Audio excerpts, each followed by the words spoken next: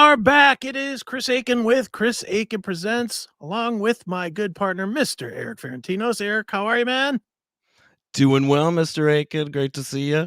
Good to see you, sir. Chris Akin Presents, party time. Excellent. Get this guitar. God damn it.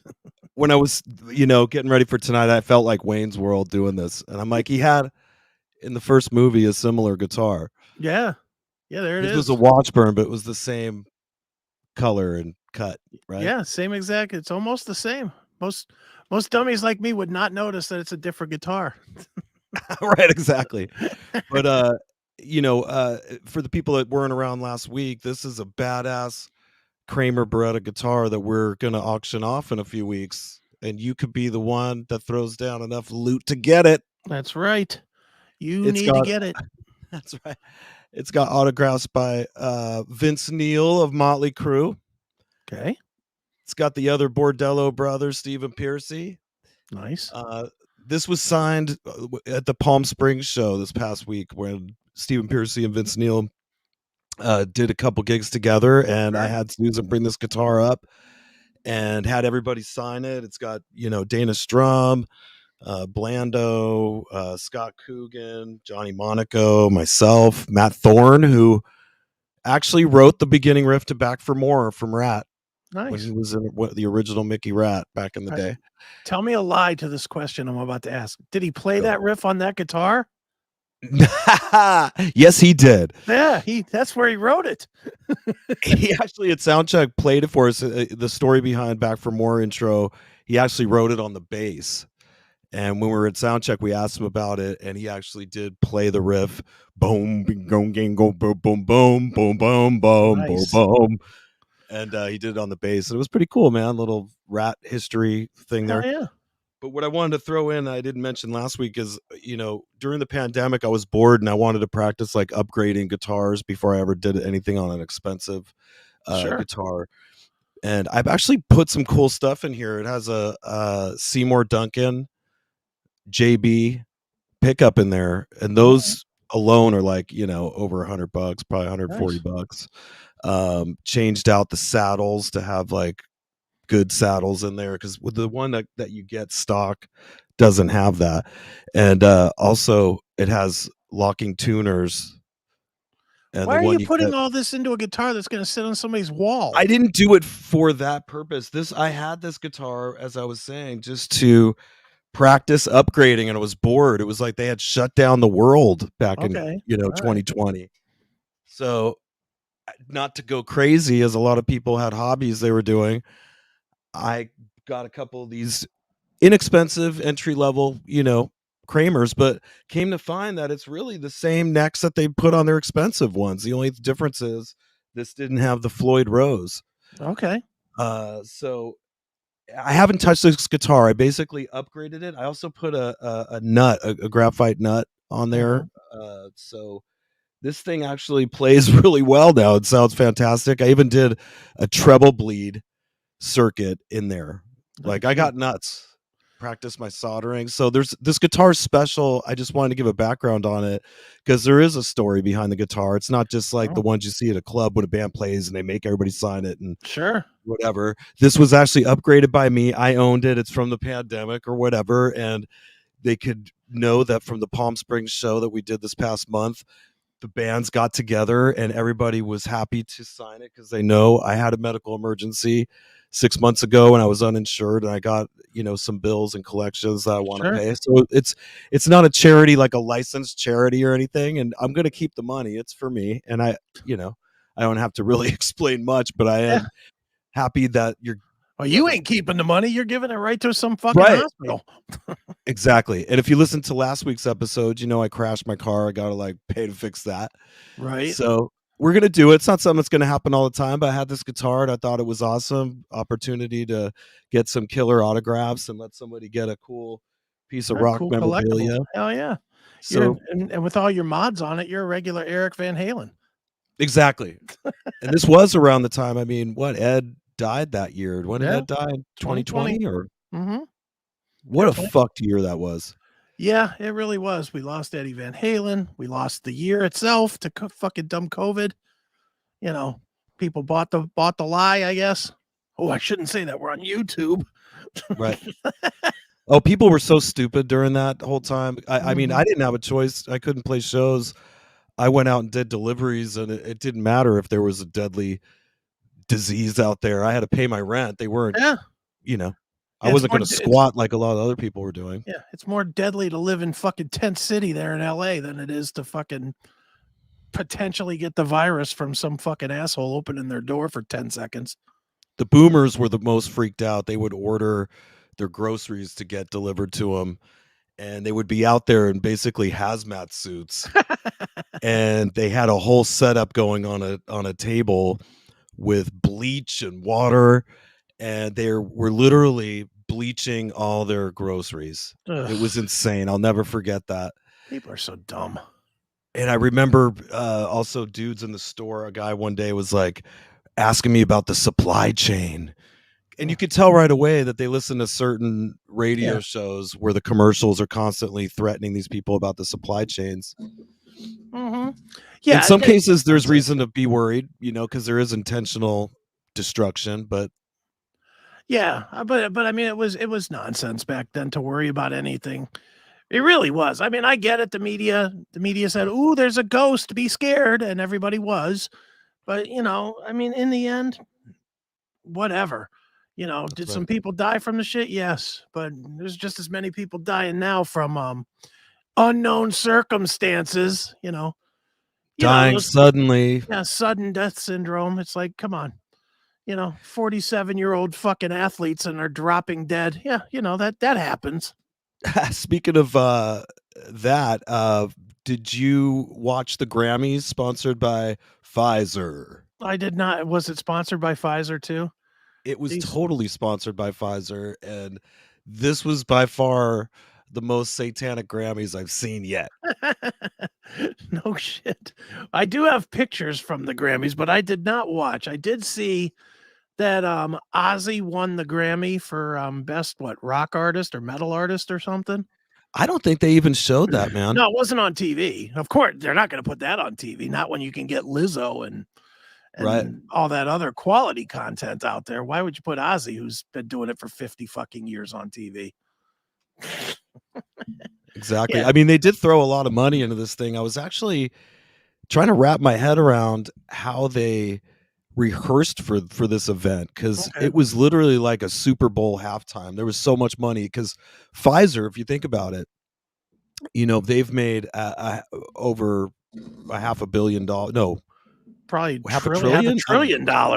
Yeah, $500 billion. Yeah.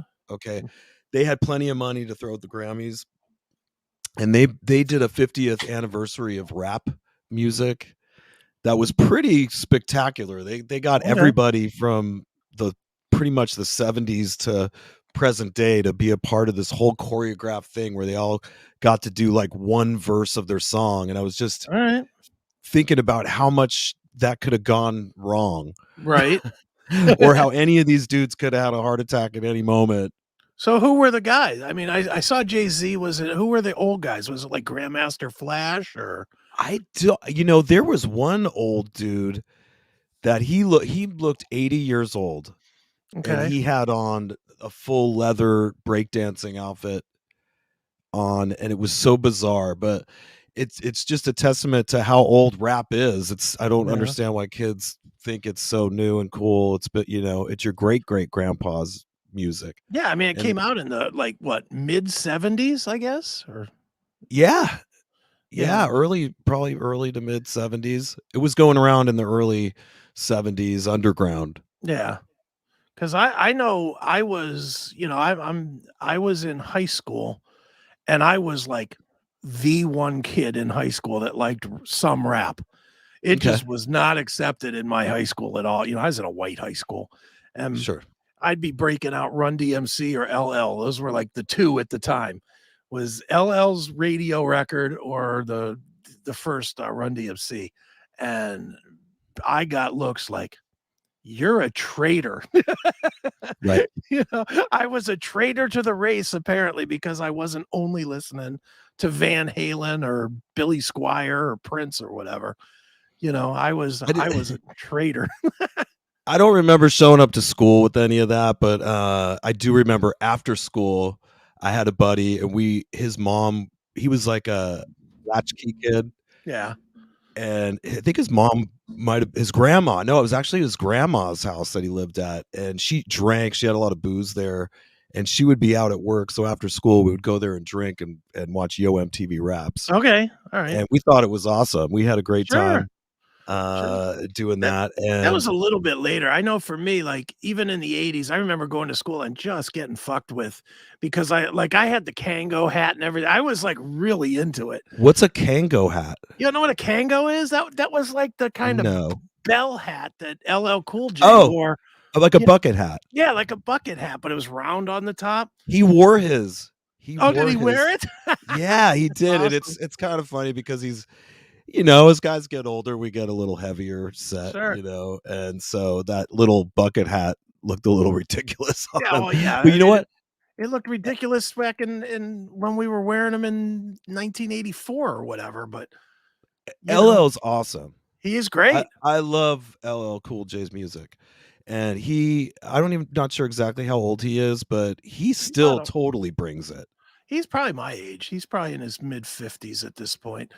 Well, he's still in great shape. I saw him not that long ago. It was him, Ice Cube, Public Enemy, and De La Soul. It was a great show. How But was De La LL, Soul? they were good. They Okay. were fucking good. Well, I'll tell you, the Public Enemy was pretty awesome at this thing. I mean, they really elicit like a crazy energy, good Oh, energy yeah. from Mhm. themselves, you know, but they came out for their to just to do one verse. Right. There it is. There's the There's the LL bucket Kango hat. with the Kango hat. The Kango. So that's the brand Yeah. of the hat. Yeah, I had one of those hats. Fucking dumb hat. Nice. They're fun hats. I think I had one at one point too. Yeah, they're fun. Well, Public Enemy was awesome on there. DJ Khaled is a popular Yeah. guy, and he's just like, I mean, a lot of this stuff is like an SNL parody, in Mhm. my opinion. And when you mix in some of this like goofy transgender narratives stuff they're pushing really Right. hard in Sure. this, and it gets a little weird and disturbing. I know one of the performers, Brandy Carlisle, I had never really heard of. Susan knew who she was, but they're kind of grooming her to be like the next Melissa Etheridge Mhm. and the L of the LGBTQ. The L. Yeah, There she is. There she But is rocking. I'll give her props that she definitely has a good, cool band. She has 2 Baldinos in the band. Oh, you like Yeah, that, but right?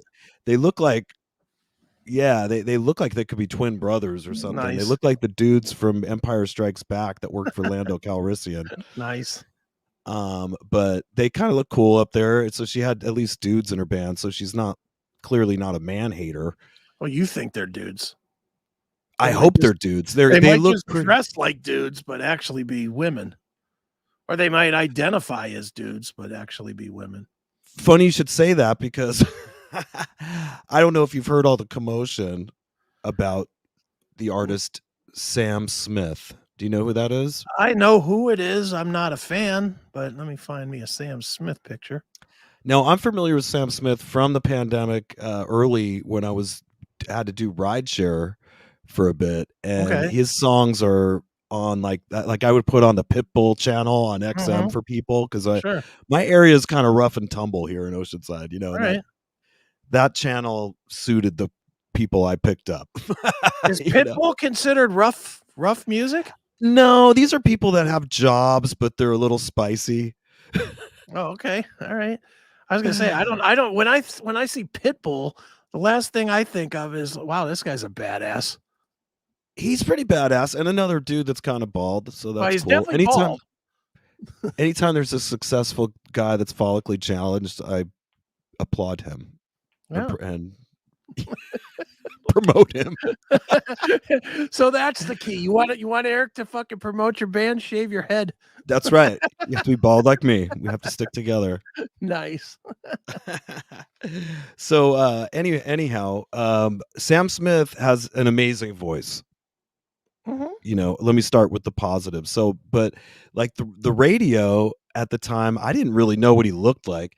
Sure. And if I did come across some kind of promotional thing for him, they of course used a really old picture or something for it, because he's young now. He doesn't look like he's older than 25. We might be able to find out, but I'll find that. he looks like he's about 25. But they use a picture from when he was even younger, and he was thinner, and they just show him from like the neck up on a lot of photos. 30. So seeing him at this thing, and you can see him here, he's definitely kind of doughy. He kind of reminded me of like if the Eastbound and Down guy had like a little retarded brother. Eastbound and Down.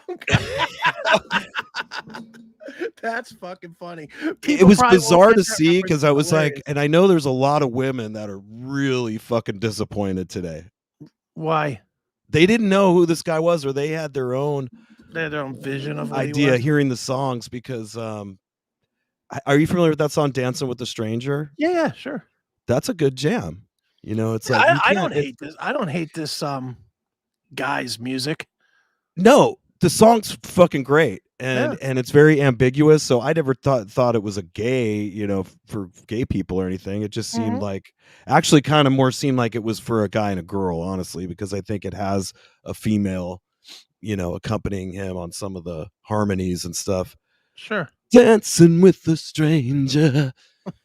But what's really weird is I think after seeing this performance that what happened here is he was like an Eastbound and Down dude, and he prayed to Satan to get an awesome voice, but as fate would have it, he had to keep his regular like Eastbound and Down body, right, with his weird stubby fingers, and he put on this spectacle. Let me tell you, this thing was just full-blown Satan. Yeah. They spared no expense making everybody hear like the full old school bright red. Yeah, I mean, the lighting is spectacular, and all the gear, I'm sure, is all red.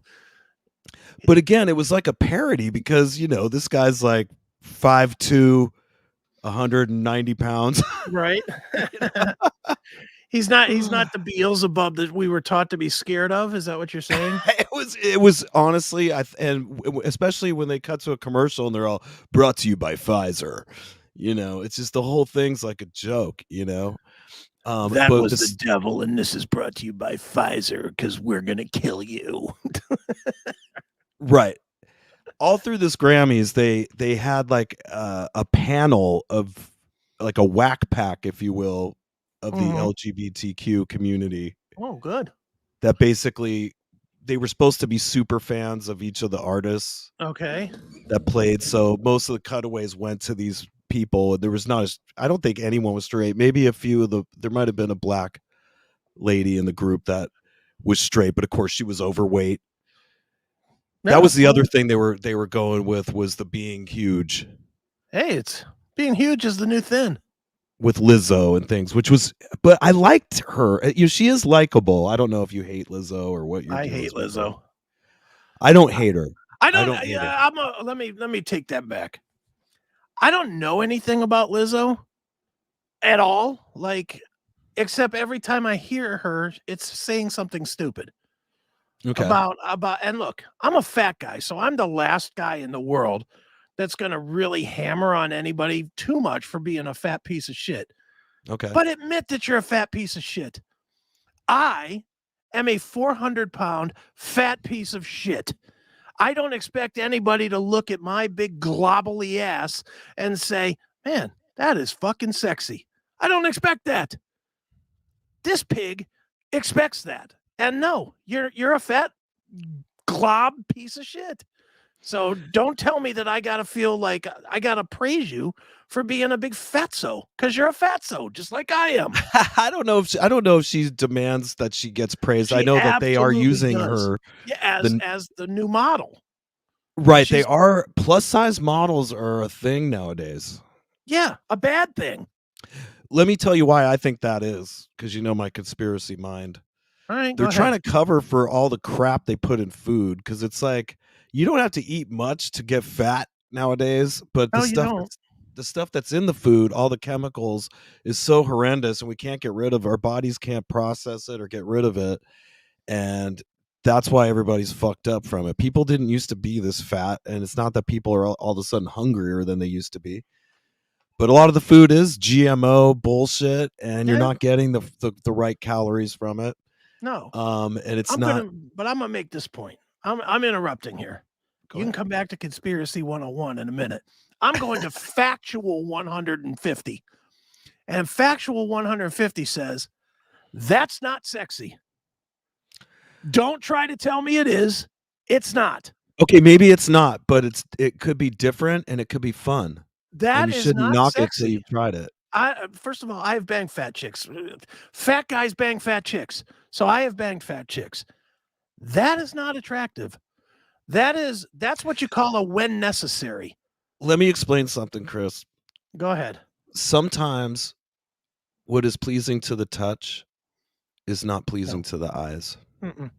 And vice versa. Mm-mm. Some chicks that have the quintessential model bodies, sometimes they're bony and it kind of hurts your I'm not pelvis area. saying you got to be Giselle. I'm not saying that.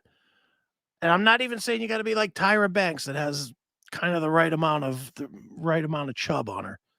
What I'm saying is fucking Domino's food tester here is not fucking hot.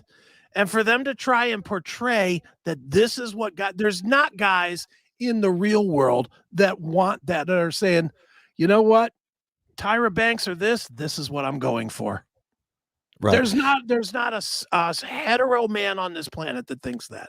Not one. There used to be, plenty of female black singers that were on the heavier side. Sure, Aretha Franklin comes to mind, although I don't know if she ever got this big. Okay, but were there people? What I'm saying is, I agree with you, but there was never anybody saying, Aretha Franklin, man, I got to see what's under that moo-moo. I got to see that ass. Nobody ever said that. No one wants to see this. And again, the music did the talking. I mean, Aretha's voice was phenomenal. Yeah. Lizzo has a fantastic voice, and her songs are fun. And obviously, there's a lot of women that are identifying with their music. And nowadays, a lot of women are on the chubbo side. I'm not going to lie. This is the best look she could have. Yeah. I mean, she was partying at this thing. She looks like she's fun. I've had fun. She may be fun. I'm just saying, ladies of color, they're a great time. What I'm saying is the media is trying to portray that as hot, and other than sweaty, it's not hot. That guy probably thinks it is. No, he doesn't. Was there. You know what he thinks is hot? Her bank account. Possibly. I think she's pretty. I think she has a pretty face. You got to be kidding me. But however, I mean, they are really throwing it out there. I mean, she's, it's almost like a humiliation to her in a sense, like putting a skirt on like that small, Yeah. She's not all cottage cheese, but those are some crazy big legs. I mean, she could kill a guy like me. That's what I'm saying. She could snap me in half. How you could? I'm not even gonna go there because you don't like it when I get too dirty. So I'm just gonna leave it as no. That is not a sexy woman on any level, on any show, on anything. That is not an attractive lady. She may be fun. She may be talented. I'll give her all that stuff. She is talented. I don't know if she's fun, but I'll assume she is. Sexy? No. Do I ever need to see her? No. Put the Milli Vanilli girl in front. You know who you probably would also not want to see is some of her backup singers and dancers, because they are dudes. Okay. Right. This turned into like a John Waters movie right before her performance. All right. Where this speech came up from this dude that reminded me of I don't know what you call that, the cross-dressing chubbo from the John Waters movies. I don't know. I gotta be careful today. Anyways, this guy was like, does this whole speech on how, you have to respect, different strokes for different folks. I'm paraphrasing. I don't remember what he said, but that's when I came to find out that he was a dude. So she's rocking all that. She's all part of that whole system. Right. And then Sam Smith. I mean, the craziest thing that really bothered me was anything involving like kids getting hurt. Okay. Now, this singer that Sam Smith has is this Petra, Yeah. Kim Petras. Apparently, she is one. He it's a he, but he was one of the youngest people to undergo some kind of transgender surgery and probably a ton of medications No. and a real experimental thing. And kudos, because I had no idea. I'd seen him hanging out next to Sam Smith when they were doing Right. some promo for the upcoming performance that night, and I totally thought it was a chick. And usually I'm pretty good at being able to spot a dude, and I could not tell. I go, this is a woman. But what's interesting is to get it that good, they have to get it while it's a kid, and they have to go full Vienna Boys Choir. Jesus. Yeah, which is mutilation. I Yeah. mean, if people aren't aware, like the Vienna Boys Choir, they castrate these young boys to preserve their youthful, feminine, singing voice, and it's disgusting, that they do So that. what you're saying, and I'm going to summarize here, the Grammys was nothing more than a social justice woke fest. Oh, From brought start to you by finish, Pfizer. brought to you by Pfizer. Fantastic. And no, it didn't stop there. That they had Brandy Carlisle, who I mentioned was she came up second after Bad Bunny, but they let us know her sexual preferences and everything, which is really stupid, man. I don't need to know any of this shit. You know what I mean? Just Right. let the music do the talking. I can guess that, this chick Coming to probably the stage fresh from munching carpet, it's right. Brenda Carlisle or whatever her name is. Jesus Christ, are you She kidding doesn't me? look like she runs from the scissors, like anyways.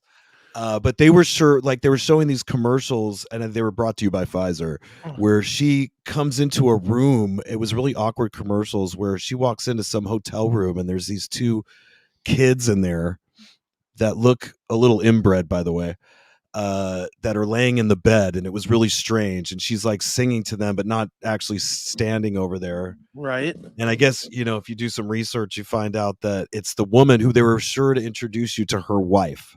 Nice. Okay, her wife is there, and it's the wife's kids, and she got inseminated or something. You could look this stuff up. Yeah, no. But it's a weird. No, I can't. It's a really weird. The whole thing's really weird, and they're just shoving it down your throat. Like, I don't need to know any of this. Like, Right. Melissa Etheridge, another fantastic singer performer. Yeah.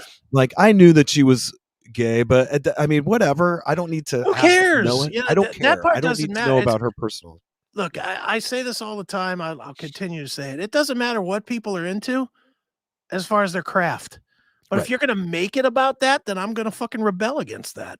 The best thing that I heard recently that kind of shuts down the whole transgender deal going on right now, Yeah. The non-binary thing happening, and this was pretty brilliant.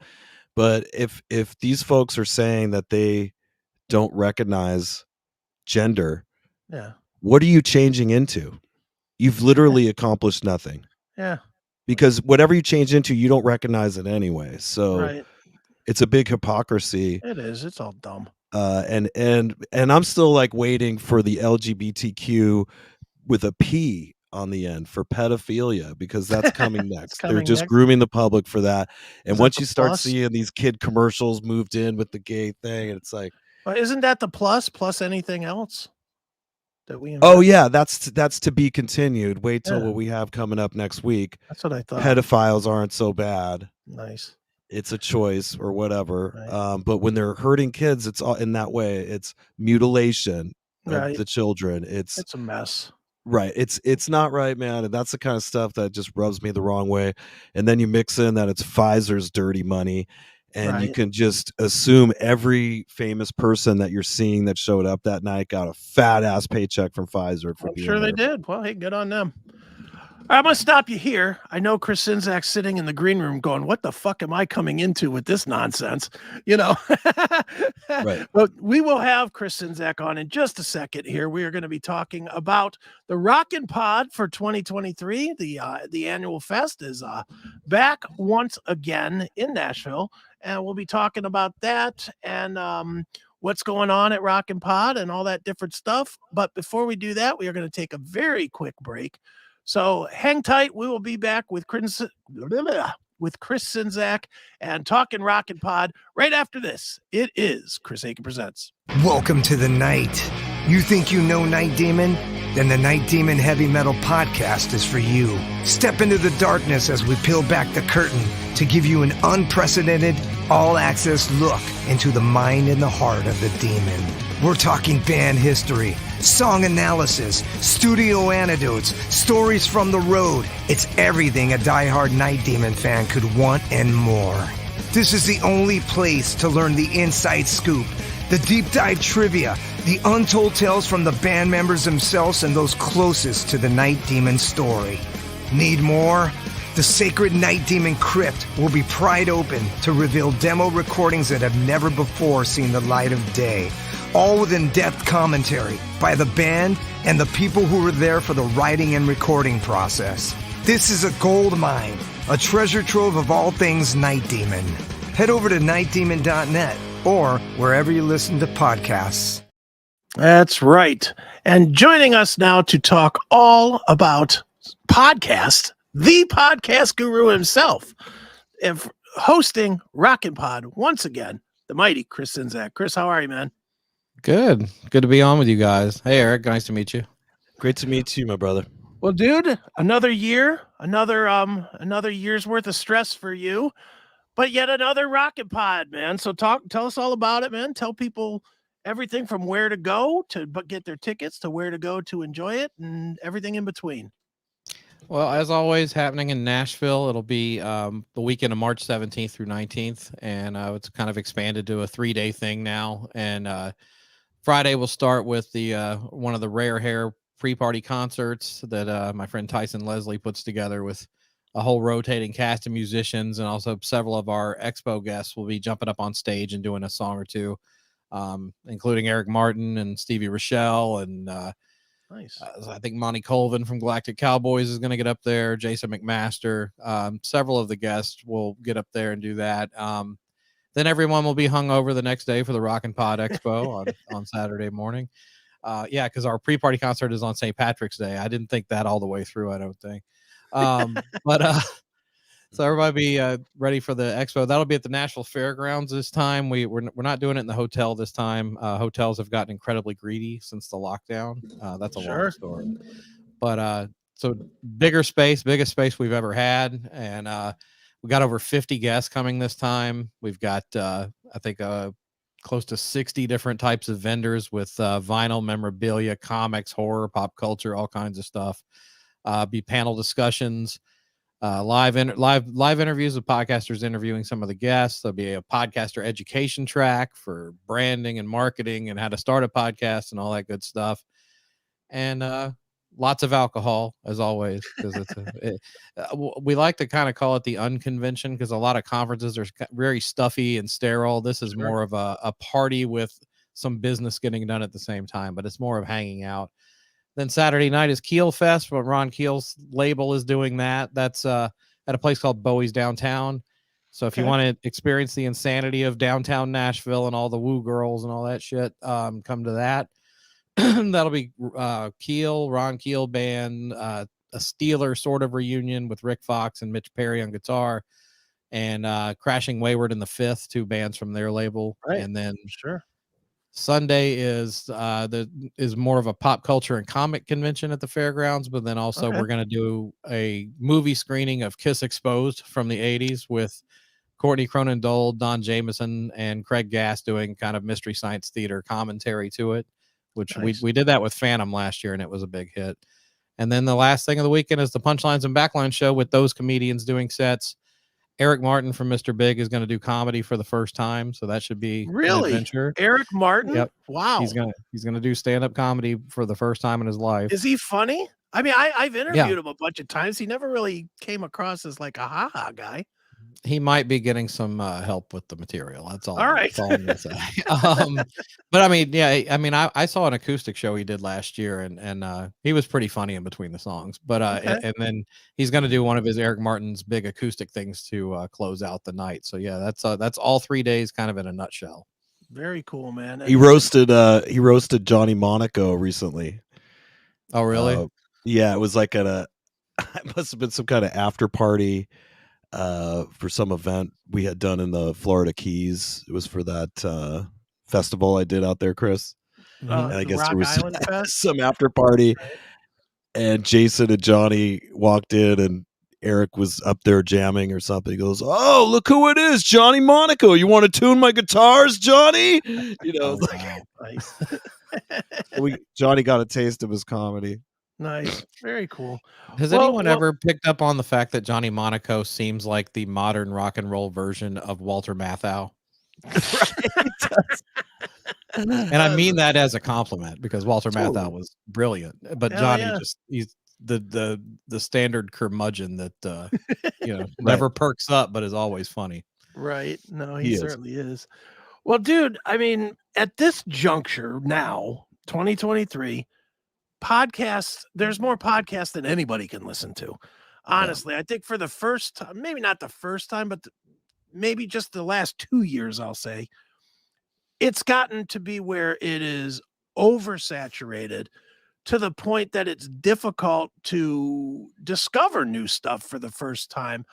Do you feel like Rockin' Pod really gives fans that are just fans of this music more than just people looking for podcasts? Do you think it gives them a better opportunity to kind of hone in on some of the better podcasts to meet the guys, but more or less to see how they interact and see how they act, Mhm. toward their craft? Yeah, I mean it's become like a kind of a bubble community in and of itself. Like our family kind of gets bigger every year because we always have new shows that sign up. We do have Sure. some that come back every year, but and also a lot of people are doing like what you're doing with the YouTube live streams. Live Sure. streams since the pandemic have really taken off. Mhm. So we have several of those coming too, and I view it. Maybe it's not quote unquote a podcast, but it's content creation and it's all talking about rock and metal, and it serves the same purpose. So to me, they're all in the same boat. But yeah, I mean, a lot of great networking goes on at this thing. I mean, yeah, everybody has fun, but a lot of people wind up doing show trades and stuff like that. We've had Sure. shows that have launched from people that met at Rockin' Pod, which is cool. Okay. But yeah, it's a very crowded market these days. That's for sure. Yeah. And the thing is I'll admit that I was dead wrong about it. I said a year ago that this would thin out. When everybody went back to touring, All right. I just assumed everybody that, especially guys that were in bands, Yeah. Eric, I just assumed that everybody would be like, all right, well, fuck it, I'm done with that now. Now it's time to just go back to work and go Mhm. back to making music. I haven't seen that. It seems like the musician guys that are still doing that were doing podcasts kind of like doing it, so they've kind of continued on, which is, I guess that's a good thing. Well, it's kind of like I like it in podcasting too. It's the friendships you had in high school, just you get to make them as a middle-aged person, because Sure. it's if you're a typical person that goes to an office all day, works, yeah, you have small talk with people, but you don't get into like deep dives on, Yeah. a Tangier record or some shit. It's you get to really kind of hone in on stuff and spend time. And I think for the artists, I think a lot of them kind of rediscovered their fandom doing shows like this because they got to talk about what they were brought up on and stuff. So yeah, I mean, some shows have kind of come to a stop. I don't think Lizzie Hale's doing hers anymore, but is Rob Flynn still doing his? Yeah, I'm Rob not Flynn sure. still He does is? his. Yeah. Yeah. Yeah. But I do love the fact that a lot of them picked up a mic and started doing their own shows because it does nothing but help the platform, which of course in turn helps people like me that try to put a spotlight on it. But to me, I mean, I bring in a lot of these I bring in the celebrity guests and I'm happy to see them because I'm a fan, but Sure. to me, it's all bait to get people in the door to turn them onto rock podcasting because that's my ulterior motive every year. Right. Exactly. And as it should be. I mean, hell, if you're not saying brought to you by Decibel Geek every time, you're not doing your job because that's, you're putting all the hours in. You should get the most residual from it. No? Yeah, I mean, it's definitely helped my show. I mean, I would definitely, even shows that are involved will check out my show. Well, let me see what his show's like. So the funniest part is I don't get to do really any podcast when I'm there. I'm running around like a crazy person the whole time. Right. Right. No question, man. Well, dude, I can't say this enough because I've put together shows in the past and they're smaller. They're not huge. It's 3-4 bands, whatever, one day, 50 artists all over the country, bringing them all together, getting a schedule together, then 60 podcasts, getting that all scheduled and all that together. That is an undertaking I would not want to do in a year, let alone, in a short period of time. So, talk a little bit about that for you, because I know every year you walk out of this saying, I'm never doing this shit again. And then you sort of change your mind. But, it is a massive undertaking. And I don't think people understand just how much of an undertaking it is. It's a big one. And I mean, I have a great team of people that help me with it. I mean, we've got this girl, Tracy, that she does the scheduling, and it's she scheduled up 200 interviews last year. I think we're going to go over 300 this time, just playing matchmaker with podcasters and guests. Right. That's a huge part of it. I've got a guy named Mark that helps with the vendors. There's Andy who does the sound, and there's a whole team of people behind me. And of course, if it wasn't for my wife, I'd be in the nut house by now. It takes a lot of work and a lot of effort. And yes, I am definitely at the never doing this again point, but I mean, nobody takes me seriously anymore when I say that. No doubt, dude. Chris, I'll tell you what, we're going to take just a quick break for 1 minute. I want you to reconnect because somehow your internet went to total hell here. But we'll take a quick break and we will come back with more from Chris Czynszak. Right after this, it is Chris Akin Presents. Audio Base Studios is your one-stop shop for all your recording needs. Whether you're a musical artist, podcaster, want to record an audiobook, or have any other audio or video needs, they can all be met at Audio Base Studios. Recording is available 24/7 to accommodate your time requirements. Audio Base Studios is conveniently located at 605 Clague Parkway in Bay Village, Ohio. Visit us online at www.audiobasestudios.com or call us today at 440-539-1150. UFM is underwear for men. UFM underwear provides unheard of support which eliminates the need to adjust yourself throughout the day. This underwear is the perfect fit for work, athletics, or just day-to-day activities. Shop underwear for men now and never be uncomfortable in your drawers again. Shop online at www.bit.ly/CMSPN-UFM today. Underwear for men. And we are back with Chris Czynszak from the Rockin' Pod Expo happening next month in Nashville. And Chris, I got to ask you this, and I don't want you to identify anybody by name. Boy. But you obviously have made a bunch of friends doing this and, meeting so many people. Who have you met and dealt with, or not who, but have you met and dealt with people that now after dealing with them, you're like, nope, no more of that guy, out of my zone. Joshua Toomey. No, I'm just playing. Just joking. Chris Akin. Chris Akin. Well, we still got to get Chris down here for one of these. I'm the worst at travel. I'm the worst at travel. It's hard for me to get out and travel. It's hard for me to be away from the businesses. I just have so much shit going on that I never can get down. But can we send Charlie Cat? We sent Charlie Cat down there to represent us. Will you get her a hotel room and in a bag in a lake? Hey, man. No, I hope it's cat friendly at this Rockin' Pod thing. Is it cat friendly? No. Yeah, it should be. No, how about no? It's pussy friendly. How's that? How's that? I'm gonna need to find out. Well, dude, I mean, obviously the Rockin' Pod, like we were saying before, it is such an overwhelming undertaking to do. And with that said, man, I mean, what is it that drives you back to it every year? Because like we were joking a little bit, you always say this is it, last one, blah blah blah. What drives you back to it? Because it is, I cannot even explain to people how difficult this has to be. Even with a team of people, it still has to make you pull your hair out, and yet your hair's longer than it's ever been, so you're not pulling too much of it out. So, what is it that brings you back every year?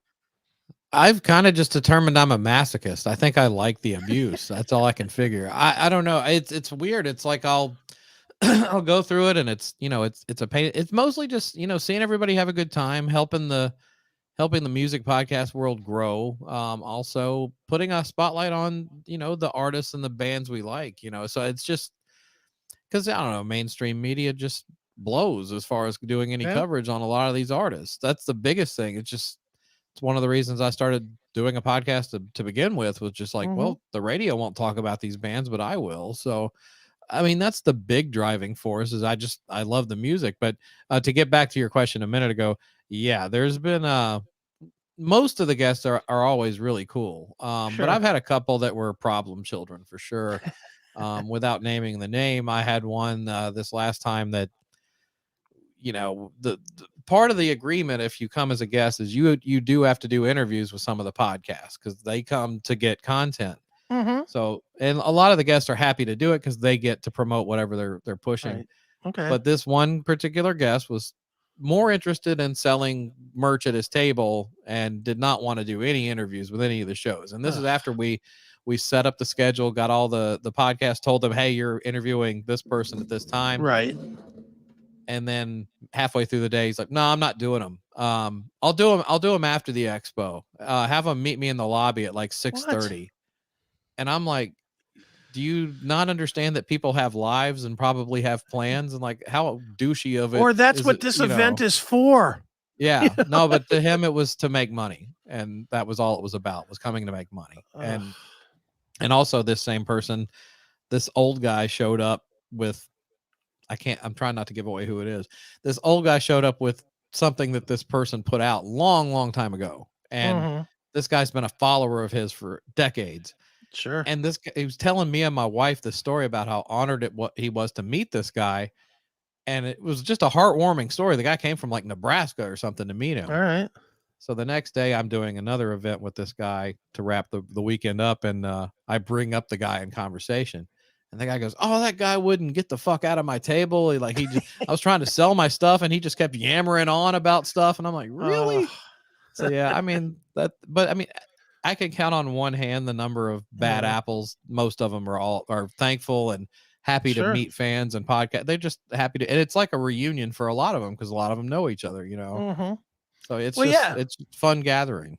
Yeah, it definitely is, man. The thing too is, and you mentioned it briefly, is this is how these guys have to promote now. I mean, it just we had Terry Illouz from XYZ on last week, and at the end of the interview, he literally went out of his way to say, "Thanks for having me on. This is the only way I can get the word out about my music because it's just not out there anymore."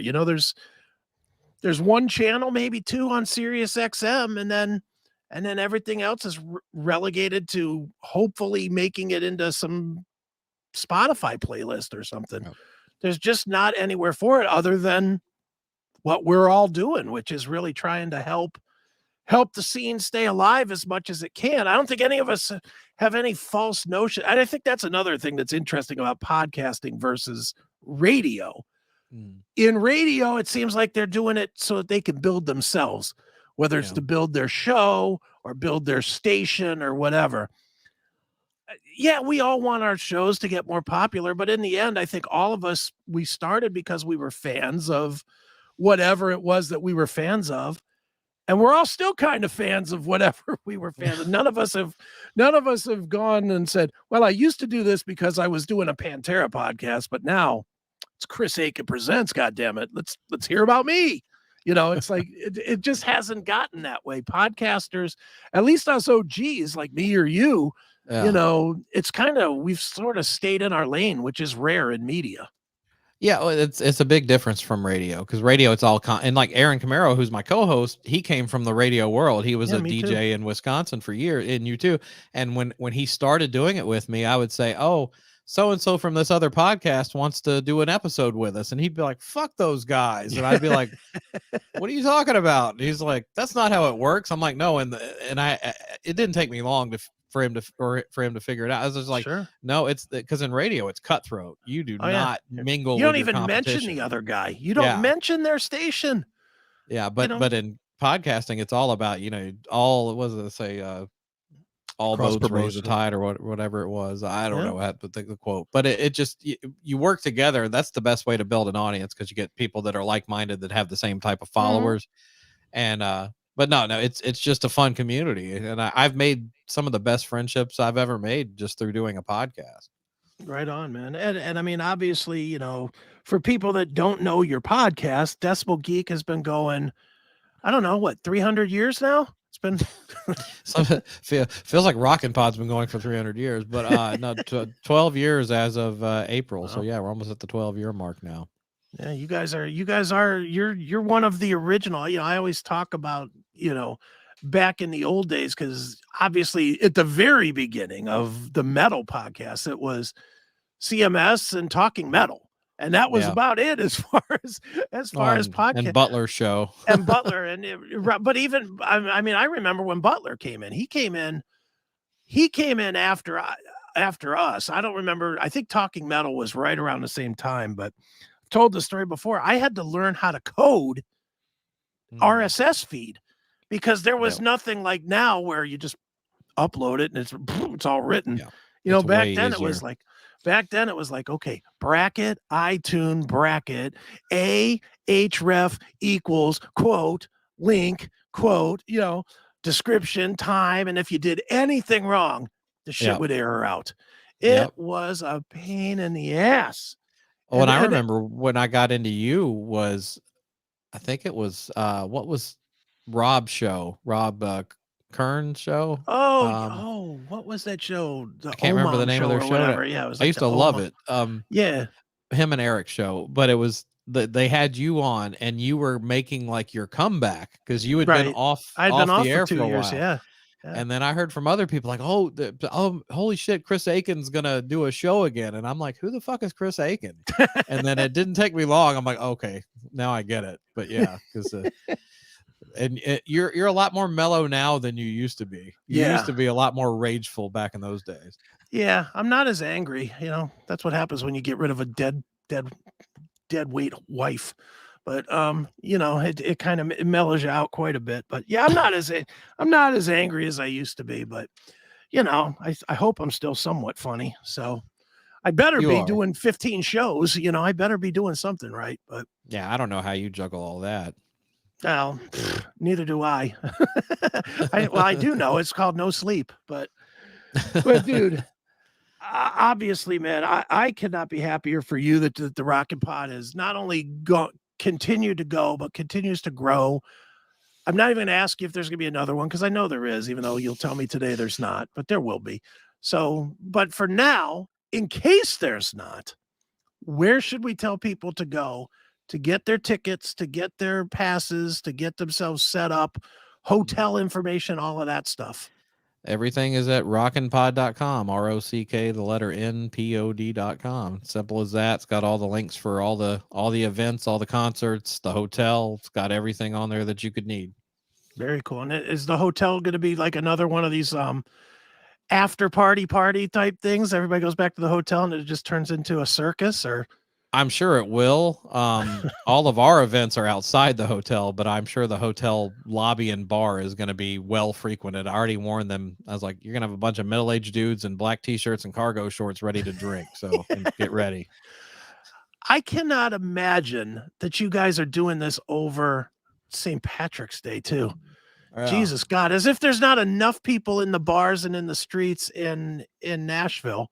Now you're going to add that lunacy. Ooh. You really are a glutton for punishment. Be a bunch of millennials walking around and they stumble into Bowie's, and all of a sudden Ron Keel's right in their face. It's going to be funny. Well, dude, speaking of that, we've got Keel on in a little while to talk all about that. We definitely made Rockin' Pod as our theme tonight, other than the horrific Grammys. But no, it's a great event. I cannot, even though I have not been there, which is definitely one of my crimes in life, that I have not been there, and I will admit it. I should be there. Unfortunately, for years we had the problem of my other co-host that was an ass about the Rockin' Pod Expo. But I know this about myself. I have always been a supporter, even though I haven't been there. I think we've had you on every year to promote it on whatever show I was doing.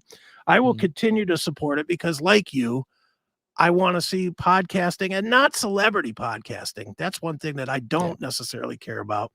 I like that us guys that are just guys are making a go and bringing the music to people. And you obviously are making a much bigger amount of noise than me and most people, because you're taking it to an actual event, man. So kudos to you. Well, let me just state, I haven't announced it yet, but we do a program that we hand out to everybody, and we last time we dedicated it to Gary Corbett, who was a good friend of ours that believed in the event, who had passed away.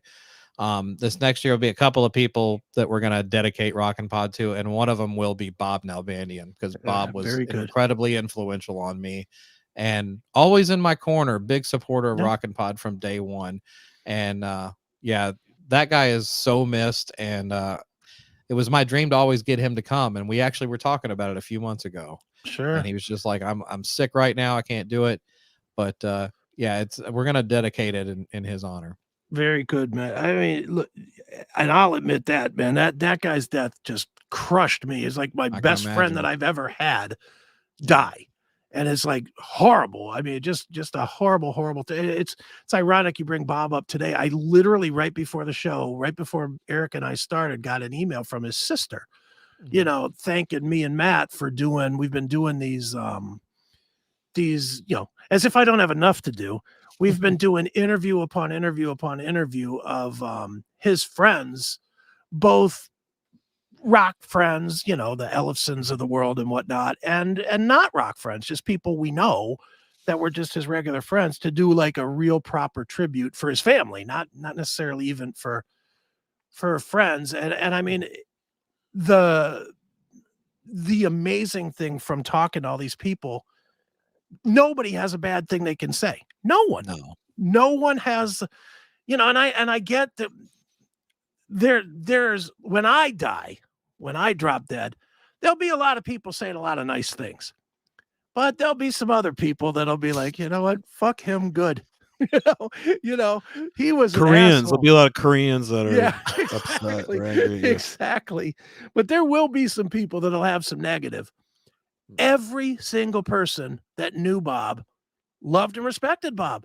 And he never, without being a kiss ass, he was just like one of us, and he was happy to be part of the scene and happy to see the scene grow, man. He's deeply missed by me, as far more than just as a friend, of course, but also as a compadre. I mean, shit, the reason I built the CMS network was because Bob was up my ass about constantly. He was like, dude, you got to turn this into a business. You got to stop doing everything for free. You've earned the right. You can do this and that. And I mean, he really pushed me to where I took his advice and built it, and it's like, I just wish he was going to be here to see it. And, and again, I'm going into a Bob tangent, but the weirdest shit, when Metallica just put out their single, the Suicide song, that crappy song that they just put out, my first thought in my head was, this is the first song Metallica has ever released, even going to No Life to Leather, the demo, that Bob doesn't get to hear. Yeah. And I was like, damn, that fucking sucks. He might be hearing it. We don't know that. The frequency might be reaching. Come on, stop it. Believe me when I tell you, Bob was like me. Once you're dead, you're dead. Well, he might have found out that that's not true. Well, maybe he did. Let's hope he did. That's right. But one thing that is not dead, the Rockin' Pod Expo next month over there in Nashville. Make sure you go rockinpodexpo.com, correct? Just rockinpod.com. That'll take you right there. Make sure that I get it right. Go over there. And Chris, as always, man, it's great catching up with you, sir. And I hope that there's so many people that you have to turn them away, like a Vicky Vincent show. And who? Vicky Vincent? Vicky Vincent. Ricky he Vincent. knows what I mean. We could fill up 3 hours with that story, but of course. Well, dude, as always, man, great talking to you, man, and good luck with the expo, man. I hope it does great. Thanks, fellas. It was great to talk to you. All right, bro. Take care, man. See ya.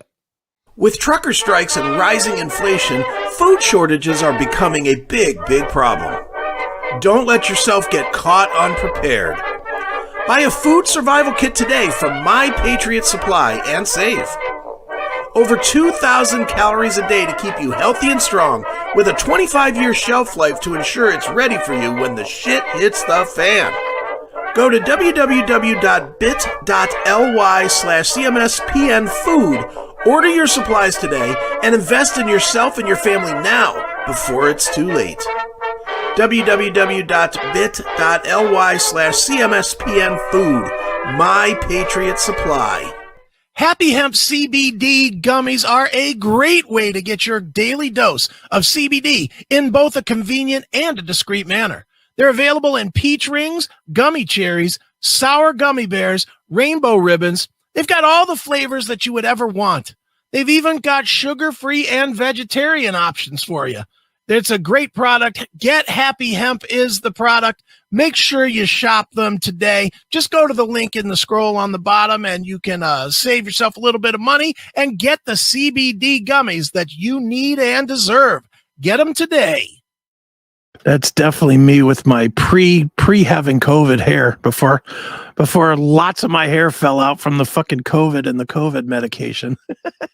Man, these new commercials though. Like, I want some CBD gummies and the underwear. Underwear for men. Yeah. If they give me some of the short ones, I'll wear them on. I'll model them for everybody. No, you won't. I don't even know that I want to. I don't even know that I want to show that. Don't tell me with a good time. They have like a ball pocket on them. I don't want to. I don't know. That's where I'm gonna put my balls. I don't know that I want to see you fucking modeling your balls in a ball pocket. Sure. Well, you got to make sure I'm really a dude. No, I don't. Not really. You need to check in the pocket. I'll trust you that you're a dude. You're the pinball wizard, right? Yeah. Mr. Pinball PA, you're going to have to. I don't need to pull your plunger. No. You're going to have to check how many pinballs I got down here. I really don't need to. No, thank you. Well, anyway, it is Chris Akin Presents. Want to thank Chris Czynszak for joining us for the Rock and Pod Expo. It's going to be a great time. I certainly hope that people that are in the Nashville area or just people that want to meet a bunch of rock stars, get out there and go, because it's a cool event, and it's one of the rare events that you're going to be able to meet, 30, 40, 50 people. And for a cheap price, for a low dough price. So, I'm I just got a text from Neely. Your other co-host just being an ass about Rockin' Pod. I knew that was going to come back on me. That's all good. Hi, Neely. There you go. Jerry C. No modeling, please. I'm with Jerry on that. But yeah, the Rockin' Pod, I hope it does well for those guys. And if you're a fan and you want to get your, look on the website, there's a shit ton of bands that have already been announced. Guys from Galactic Cowboys, Mr. Big, bunches of bands, are going to be representing. So get out there, go check it out, meet a band, get your picture, get your Facebook profile picture if that's what you're into, and get there. So, moving forward, we got like 10 minutes to kill before Mr. Ron Keel joins us. All right.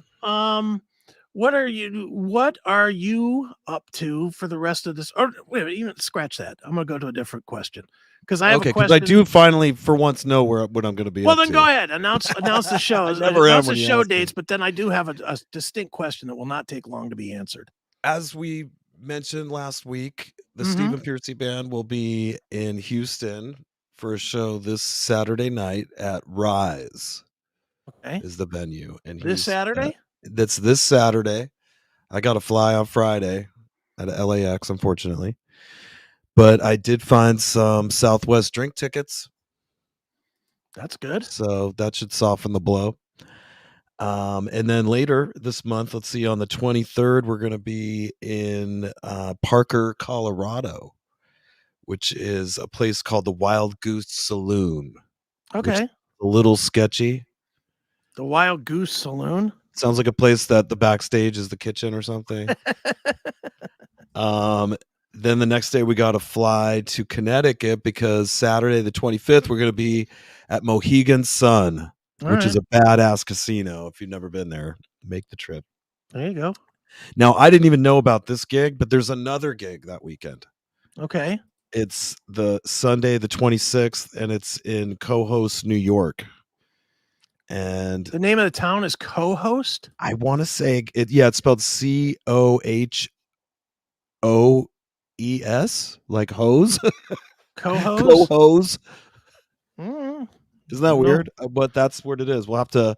I'll talk to you before then because I'll see you for the next 2 Mondays, so we can figure out exactly where the Piercy Band is. But this should be an adventure because, it sounds like a place that's nowhere near the airport. Yeah, I was gonna say I'm not thinking that you're gonna be flying into Cohost International. No, this Probably sounds not. like it's gonna be like a 12-hour travel day plus another 2 hours to get to the hotel from this airport to where this gig's gonna be. But so we got 1, 2, 4 gigs, man.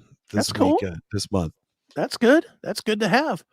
Are there any of those with Vince or no? No, but I was hearing about shows down the road, a few with him. But as we've been seeing in the news, Motley, they got stuff going on, and John 5 has officially. He's been pictured with them. Here's the picture. Been pictured. Now, can I weigh in on this real quick? I definitely have questions, so go right ahead. Okay. Excuse me, Mr. John 5, how dare you have your hair blonde in this band? Only Vince can have the blonde hair. You should have dyed your hair, dude. Anyways, and you still can. It's not too late. That is not my question. Okay. My question is, this is the thinnest picture I have seen of Vince Neil in years. And I mean years. Now, you just saw Vince.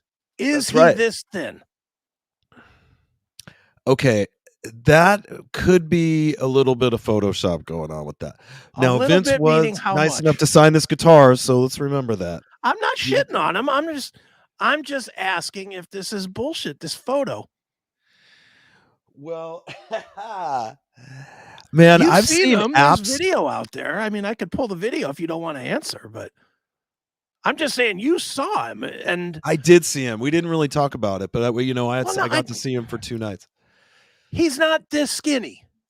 No, that does not look. That looks like the younger brother of Leonard Skinner that sings in Leonard Skinner or something right there. I don't know. I'm also going to say this.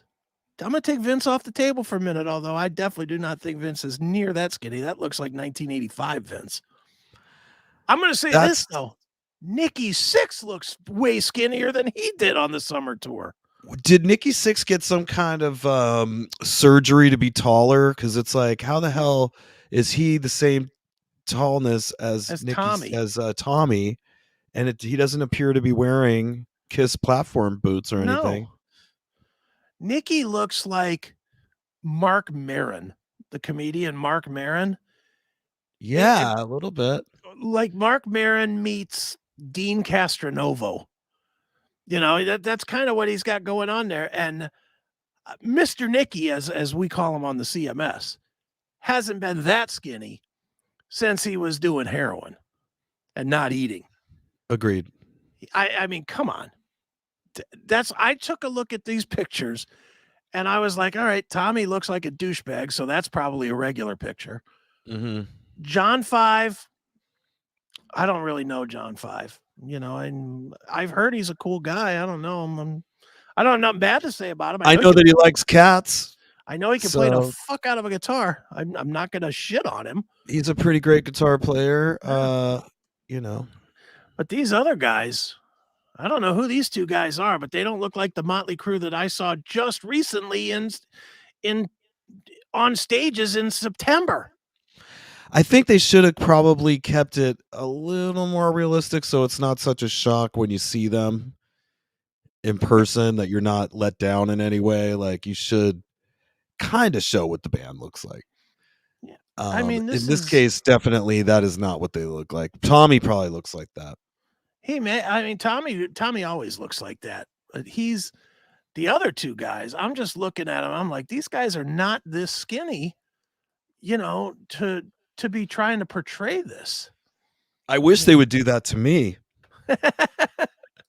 to be honest. Let me see here. Present screen. There is a lot of photos of me where I'm fat that I'm having to deal with right now that are out there. Plus, All right. the old, yeah. I mean, this is more accurate. This is literally a couple of months ago. I think they fattened Tommy up. Yeah. I mean, they all look.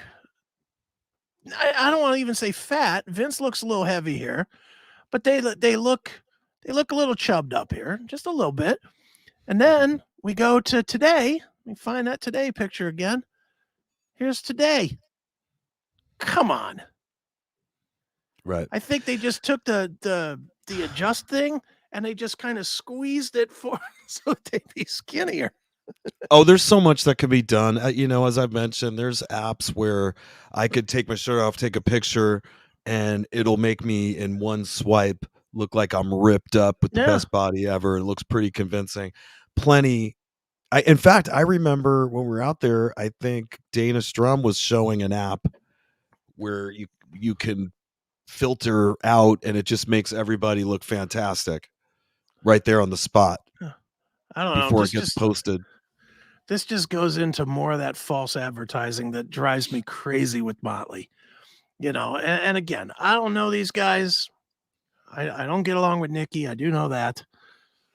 Vince, I don't know Vince at all. I've heard people say he's a dick. I've had people say he's a really nice guy. So I don't have an opinion per se.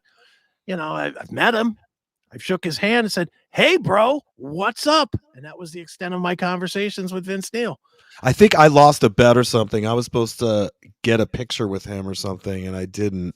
Well, maybe he wasn't taking pictures so he could put out this skinny picture of himself. I didn't see, honestly, I didn't get to talk to him. I did watch him perform for a bit. But Dana, the band, of course, I saw. Like, I saw those dudes, and they're always at soundcheck for a long time and all that. And Vince was just, he kind of traveled separately.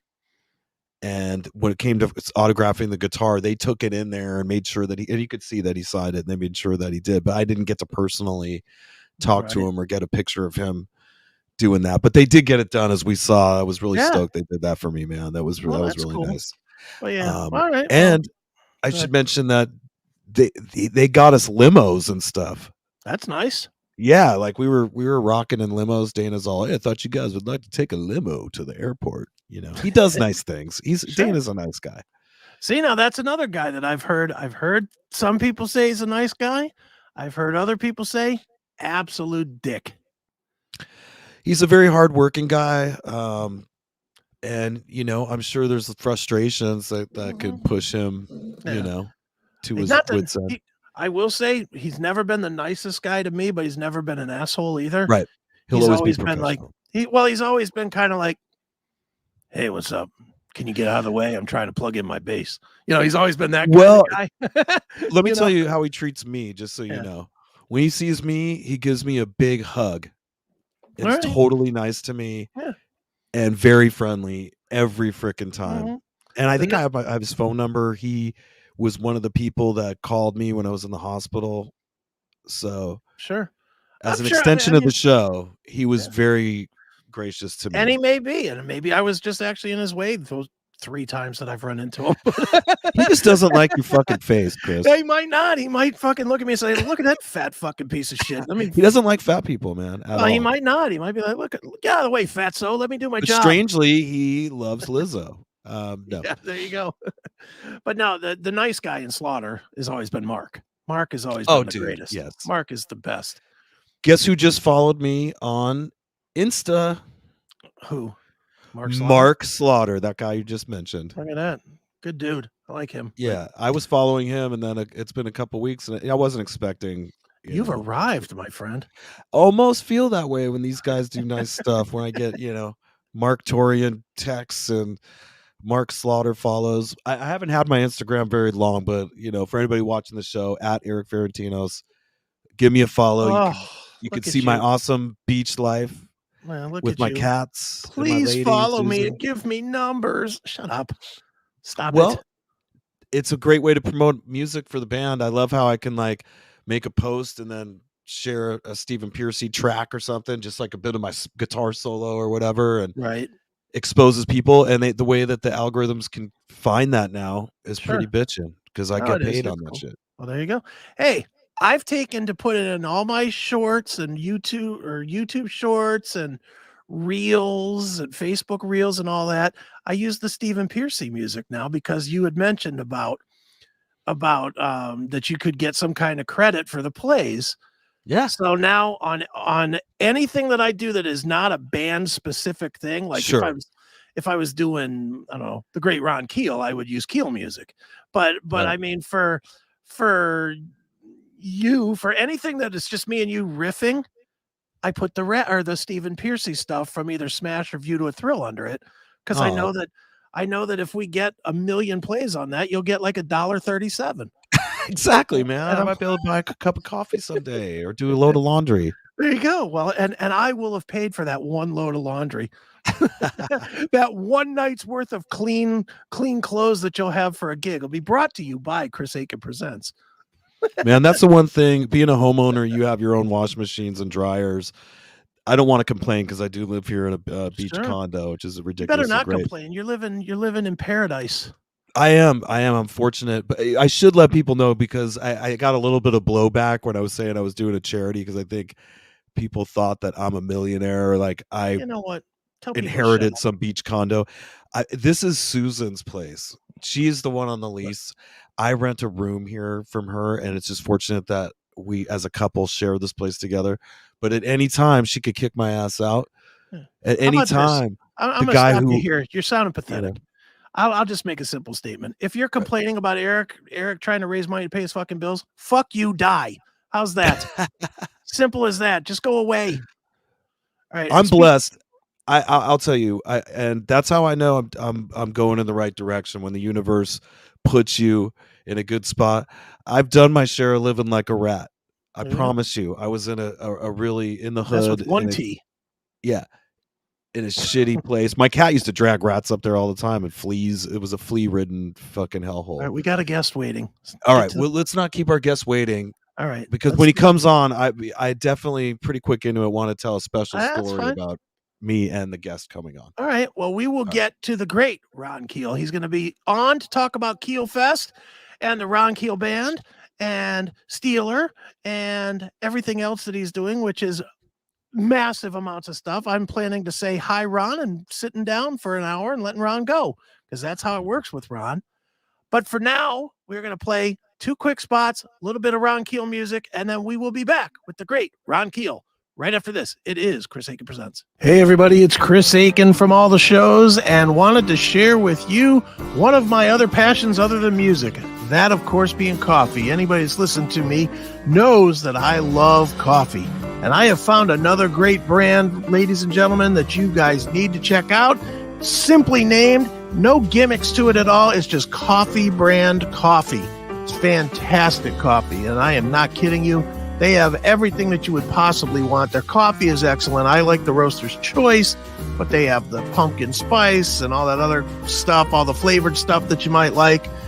They've got K-Cups for you. They've got cold brews. They offer tea. They've got cocoa. They literally have everything that you would want. So if you're looking for a great coffee, if you don't want to just settle for the crap that they sell you at the grocery store, this is another fine alternative.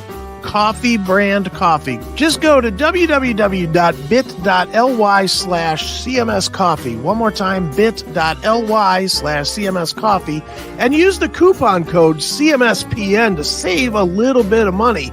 And you can get some of the best coffee that is available today.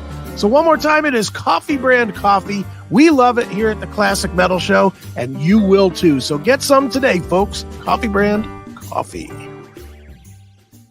Audio Base Studios is your one-stop shop for all your recording needs.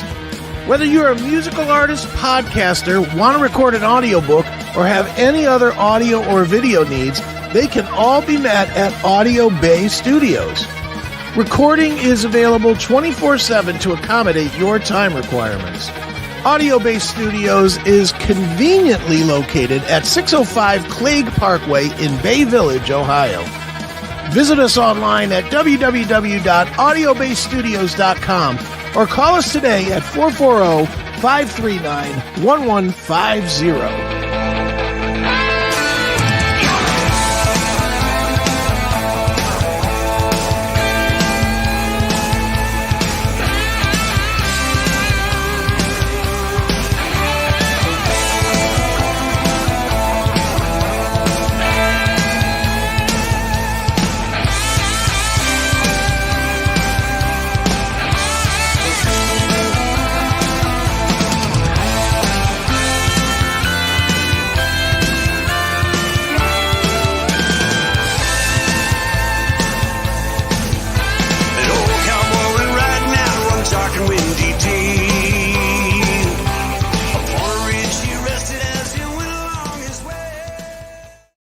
All right, a little taste of the great Ron Keel and the Ron Keel Band.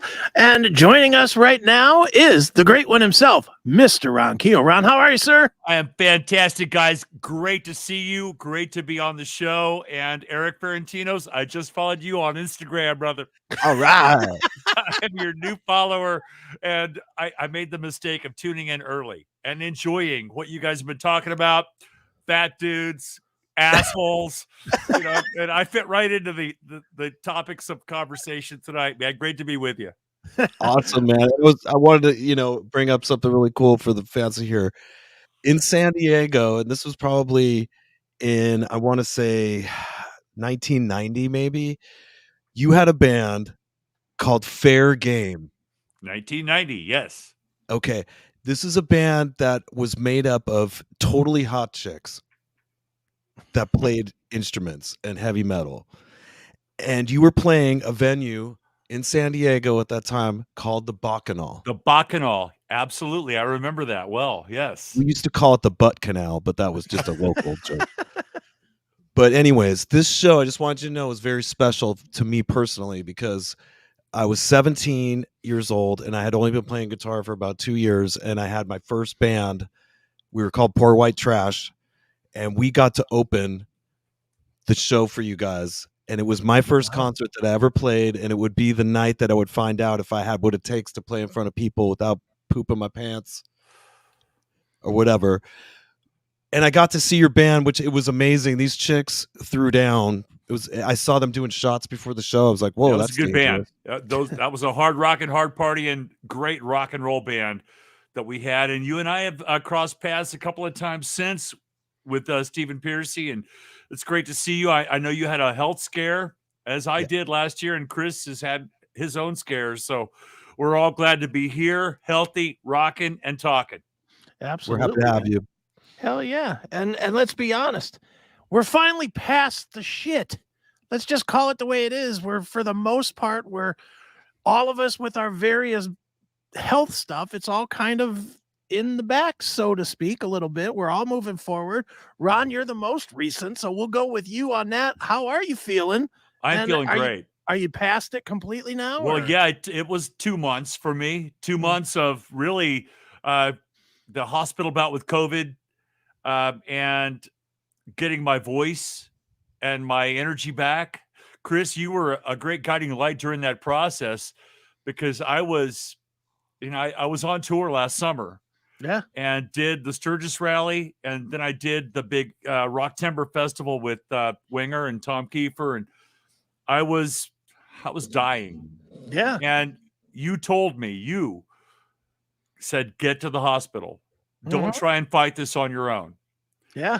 And I took your advice and I did. I was in the hospital for a week. Once I really literally just faked my way out of the hospital because I wanted to get home and have a shot and a cigarette. And I got out of the hospital and it took me, 6 weeks before I could go back in the studio and lay down a killer vocal and get back to rehearsing with the guys and doing what I do. But I'm one of the lucky ones, and I'm very fortunate to be healthy, happy, and ready for Keelfest in what is it? I've got the counter on the website. It's like 40 days, 40 days or some shit. I mean, today, this is what, as we speak, it's 8:24 my time. Right. I was in rehearsal at 9 a.m. So almost 12 hours ago, a 5-hour rehearsal for Keelfest, going through the songs. And I've got the song list here. this is on one page. It'll be on 2 pages by the time I get on stage, but 32 songs for Keelfest, March 18th in Nashville. And it is a process for me to get back, not just doing an hour gig or whatever, but this is a 3-hour show for me. Keel, Steeler, and Ron Keel Band, all back to back with no break. It's a 3-hour gig. So I've got to build up to that. And I think we're on the right track to do that. March 18th in Nashville, Tennessee for Keelfest. Right on, man. Well, dude, with Keelfest, and let's for people that aren't aware, I mean, obviously we know you, so we know what you're about, but kind of give people a little bit of backstory on what possessed you, other than your love for the music, to do something this far reaching. Because this is a, you know how it would be for other guys that have been in multiple bands. They might do something like this, but they would do it over 3 days.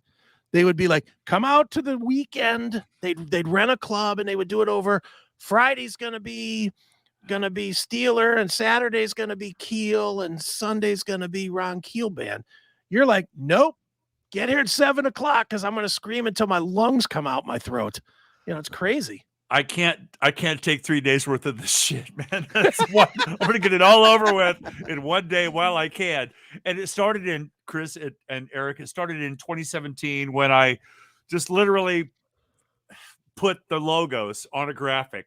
Keel, Steeler, Ron Keel Band. I thought, how cool would that be to have all my bands, all my brothers, all my friends on stage in one night?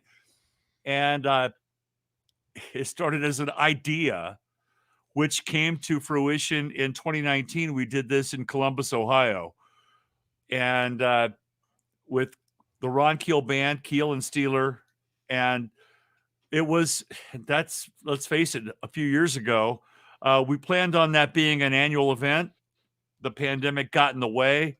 Right. And then the opportunity arose this year to do the Rock and Pod Expo, right, which is a huge convention event in Nashville, Tennessee.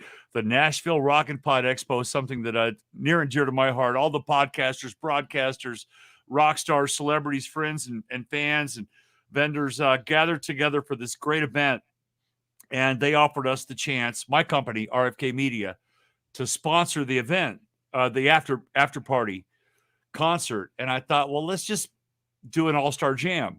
I'll get Rick Fox and Mark Ferrari, and I started looking at the list of friends I wanted to invite, and it was Keelfest. It was like, all right, let's do it again. And I am full on into rehearsal mode now. It is a big job, a lot of moving parts, man. I've got 11 guitar players, not to mention all the other stuff that goes into this building of the show.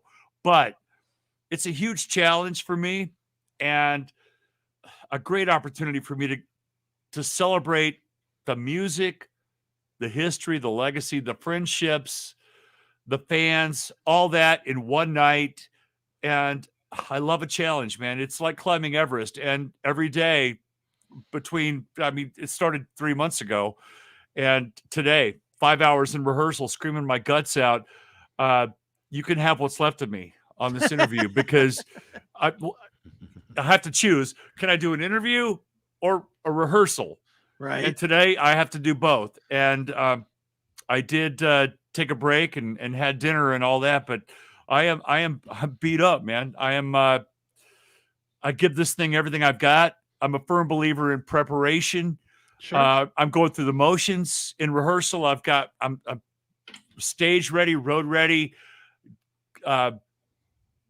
figuring out what I'm going to say between songs, the transitions, the exit of RKB, and how do we transition into Keel, and how do we transition out of that into Steeler, and the encores and all the special guests. We've got some really great surprises in store on the song list.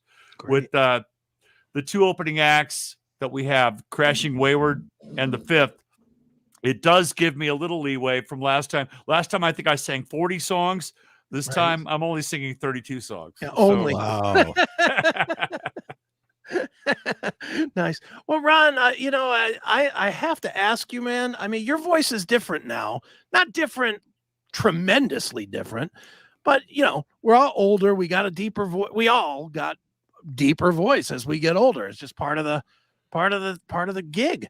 You know, how difficult is it for you to go back, especially to that really early 18-year-old Ron Keel screaming and do that? Is it difficult? Does it take a lot more prep? That I imagine the Ron Keel Band stuff, which you've written in your current key, is easier to get ready for than the Steeler stuff that was written, 2 octaves ago. Great question, Chris. And from a vocal standpoint, if I can't deliver a song, it's not going to be on the list. Okay. It's not on this list. But the Keel classics like Speed Demon, United Nations, The Right to Rock, those are all on the list. And it does take, there's a combination of factors at play here. The preparation, hard work, practice, genetics. I am blessed with, I think, the Steven Tyler, Sammy Hagar, Rob Halford gene, or whatever it is, that we can still deliver the goods at an advanced age. I'm 60. I don't know. What am I? 61, 62? 60 something. I have a birthday coming up after Keelfest, but the last time I did this, I was in my 50s.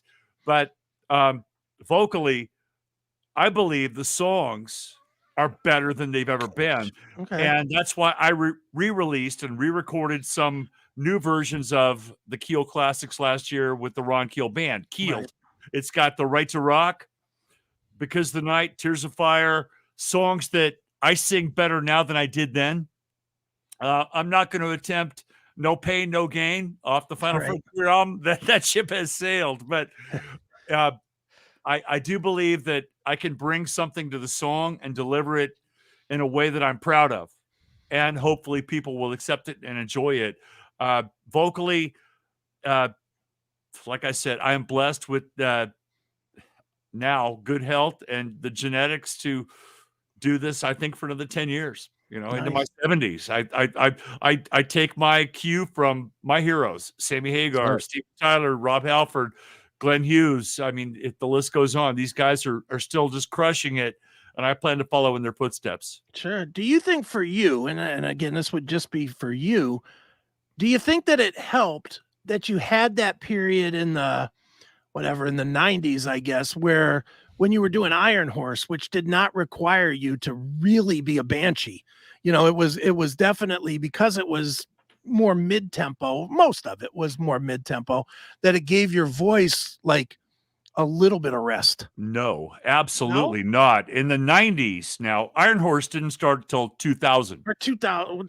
In the 90s, I was singing country music. That's right. Six nights a week in a smoky bar. And the toll that took on my voice, I think, is measurable. The fact that I was working 6 nights a week to keep my guys paid, doing the rodeos, the honky tonks, the roadhouse, rock and roll, country gig, and doing, 5 hours a night, every night, 6, sometimes 7 nights a week. That took its toll on my voice more than screaming metal did. Okay. And then in Iron Horse, we had 11 Keel songs in the show. Okay. There were all the Keel hits, Because the Night, Right to Rock, Somebody's Waiting, Rock and Roll Outlaw, Evil, Wicked, Mean, and Nasty. All those songs were in the Iron Horse show. Okay. So when we get on stage with Iron Horse, we're doing all that Keel shit. You got to do that, man. That's what got me here. And that's what the fans expect when they go to see Ron Keel. And we turned a lot of those young fans into Keel fans as we're out there playing for people that are 25 years old and they never heard of Keel. Right. Same with Ron Keel Band. Mm-hmm. We have a lot of fans that are in their 20s and 30s that weren't even alive when Keel had those hits. And now they're in the front row with their fist in the air screaming The Right to Rock. So we just carry it on to the next generation. Right on, man. Well, Ron, as we've gone forward here, in addition to Keelfest and Keel, you're also now business guy, which, not that you haven't been a business guy, but the business has been Keel. Now the business is, the label, the radio station, working, signing bands, getting them opportunities, getting Roy's band out on the cruise, and taking a chance with Crashing Wayward, which not that's a chance musically, but it's a band that's unproven, and you're putting money where your mouth is on that as well. So talk a little bit about that, as far as, are you comfortable with it now? Does it feel good? Do you still feel like a newbie, or do you feel like you're settled into it now? I love the business. I love being the boss of RFK Media and KRFK Radio and all that we've accomplished in the last year. The hardest part for me is walking by the guitars, and right behind the camera here, there's my rack of guitars, right? And there's microphones everywhere. My house is built for music. The hardest part for me is walking by the guitars to get to the spreadsheets. Right. And I mean, and you've got to stay on top of the business, the stuff that being married to this laptop. And on days like now I'm 40 days away from Keelfest. I can justify that. Screw the business. Right. I'm singing today. I'm grabbing the mic and I'm going to scream my guts out, and I'm going to play. I'm going to sweat. I'm going to scream. I'm going to play music. And then you get done with rehearsal, and there's a mountain of business that still needs to be done. Phone calls, emails, spreadsheets, doing it right. And that's why I'm doing it, is so I can do it right. My partners and I, Aaron Fisher, my partner in RFK Media, my wife Renee, has been a huge help in terms of every spreadsheet, all the accounting, all the metadata that goes into encoding these releases for worldwide distribution. It's a huge task. So I do have some great people on the team, but I'm still a control freak. And I'll do this. I'll do this, and I'll do that, and I'll do this. And then later on today, I'll sing. That's why I rehearse early in the morning. At 9 a.m. today, I was screaming United Nations from Keel. Nice. Okay. Because I know if I put it off, business is going to get in the way, and there's going to be more emails and more phone calls. And by the time I get to the music, I'll be spent. So I've got to start these days, every other day from now till Keelfest. Every other day is sing first, business later. And then on the off days, every other day, I'll work on transitions, guitar parts, scripts. I mean, the script alone. Every guy, there's 11 guitar players at this gig. There are 5 bands, which I have all invested personally in. Keel, Ron Keel Band, Steeler, Crashing Wayward, and the 5th. Everybody in the band's going to be taken care of. They have to know where they are, at what point in the show. My stage crew, my techs, logistics, plane flights, hotel reservations, ground transport to the airport, all that stuff. But when I sing, that's my time off. Right. And people don't understand that. They think that, even my wife, my sister, they look at the calendar and go, well, you don't have a gig today, you're off. Yeah, no. No, the only time I'm off is when I'm gigging. Right. When I'm on stage, when I'm in the song, I'm free, man. No one can reach me. No one can preach to me. No one can. I am in the song. Every other moment of my life, I'm working. Right. The only time off I get is when I've got the mic in my hand. Right, dude, and it's so funny. I'll pull the curtain back a little bit. You and I talk fairly often on the phone, not too often, but not often. I would say enough, man. Probably at least once a month. You are a big friend, a huge friend, a big mentor and supporter of me. And I always go to you, even when it was time to go to the hospital. Yeah, Chris. Yeah, I mean that is true. You said, and I was like, dude, Ron, what do you do? Well, you were just like, look, I'll pull that curtain all the way back. You literally said to me, you said, I'm going to sit back and it's going to get better. I just need and I was like, dude, did you not just see me almost die? Take your ass to the doctor. I couldn't walk. I couldn't walk. I couldn't talk. I couldn't breathe. Yeah. I mean, I know you're on the phone. You got me to the doctor and to the hospital. You're on the phone and you're going, and then I got to get ready. And I was like, dude, what are you doing? Take your ass to the doctor. I did the gig. I did the gig. Yeah, you almost died for it. I mean, I guess that would have Yeah. been a hell of a story that you died for your music, but it's a story none of us want to hear, to be honest. Well, it'll happen, but I think we got at least 10 more years to go before we write that headline. Give me that story when you're Gordon Lightfoot's age, not Ron Keel's age. Okay, give me it when you're Exactly. 85. You got it. But no, I mean, just to pull it back a little bit, I can always tell what you're doing when you answer the phone. Where you're talking about when you're playing versus when you're working. I talked to you when we were setting this up, and you were like, "Hey man, what's up?" And I was like, "Hey, what's up?" And you were like, "Doing taxes, man. It's all day." And I was like, "Yeah, I knew," because you were like, "Hey, what's up?" You were like not into it. And most of the time when I talk to you, it's followed by, "Yeah, man, we're getting ready to go and get to this gig or to Sioux Falls, or we're doing this or whatever." You're like a million miles an hour. Well, that's the problem. When Chris Akin calls, I answer the phone, and you're going to get whatever you get. When Which is all right. If you call while I'm doing taxes, then that's what you're going to get. I've had the weirdest calls with Ron. The call before that, he literally answered the phone in the shower. So, I mean, we've had some weird calls, but Sure that wasn't Hunter Biden calling? Oh, I have his laptop, by the way. It's it works well, right?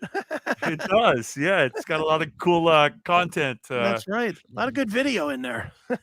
But yeah, Chris, I mean, when you call, I answer the phone. It's always great to hear from you. You have been an amazing supporter of mine and a mentor and friend every step of the way. Oh, thanks. In terms of radio, music, and life. Just so I can't thank you enough for It's that. all good.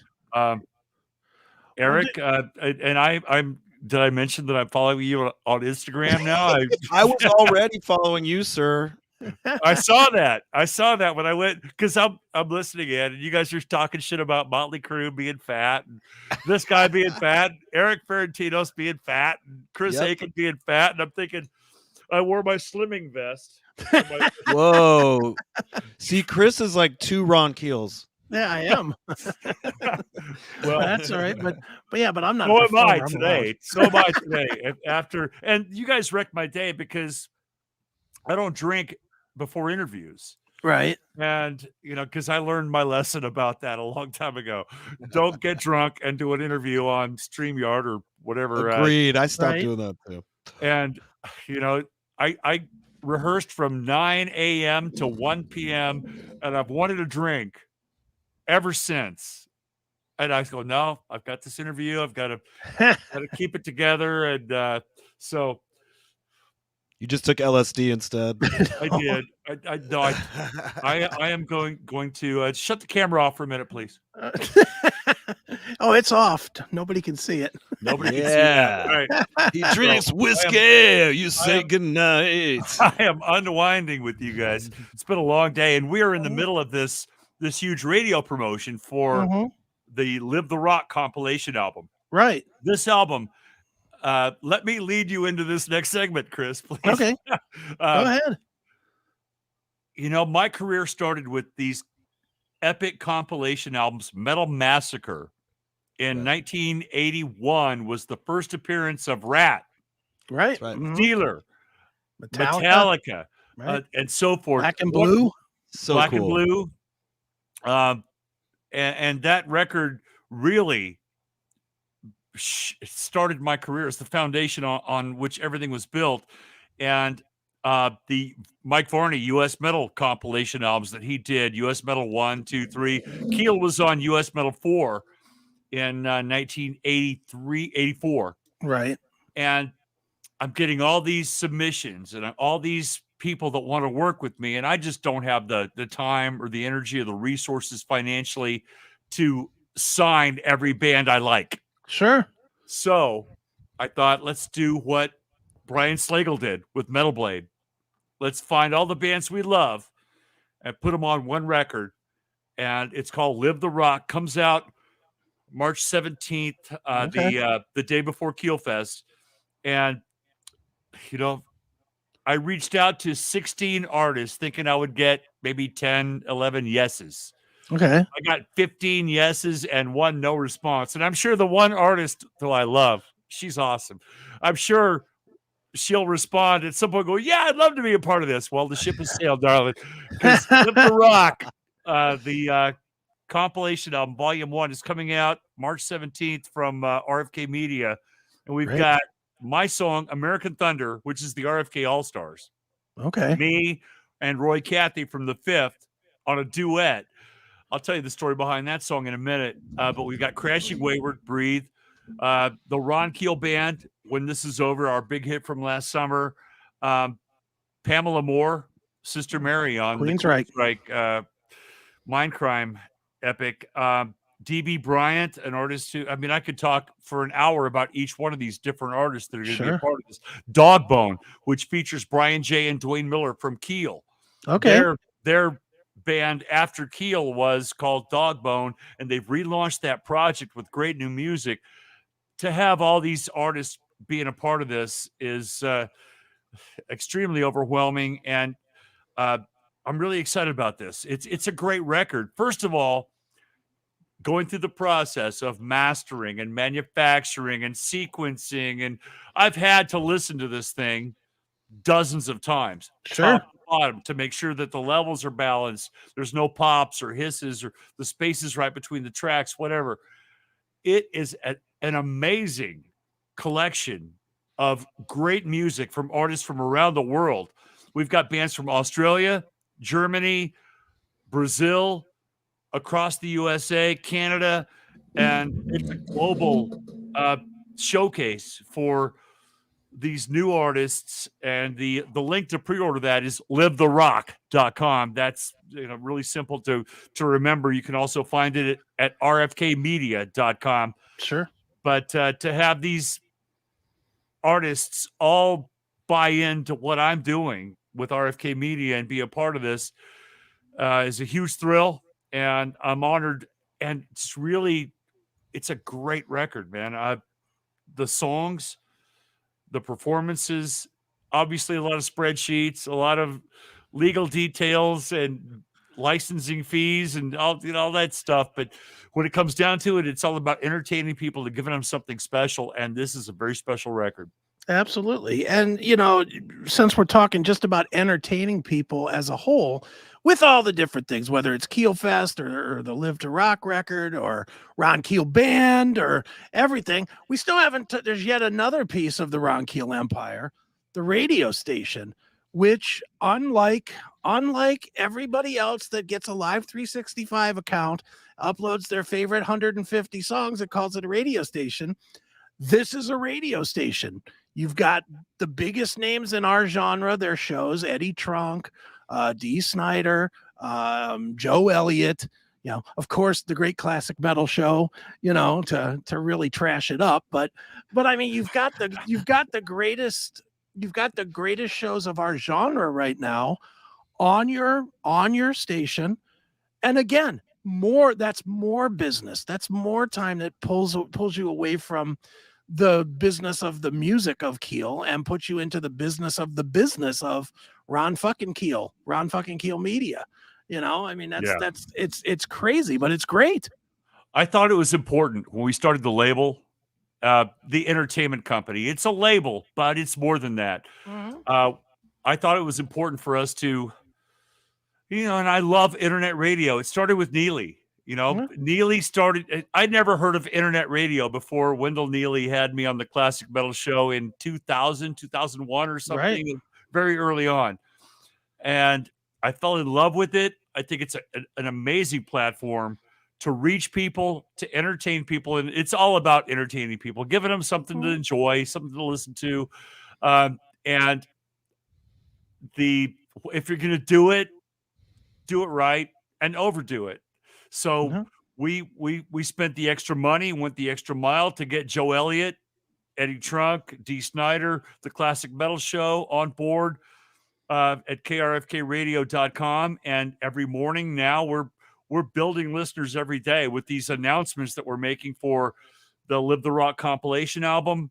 it is a huge amount of work. It's a full-time job for 12 people. Mm-hmm. And Corey Harker, who you know well, Sure. is my program director and station manager. He's done an amazing job building our playlist, over 20,000 great metal and hard rock tunes in great high quality audio with all these syndicated shows every day.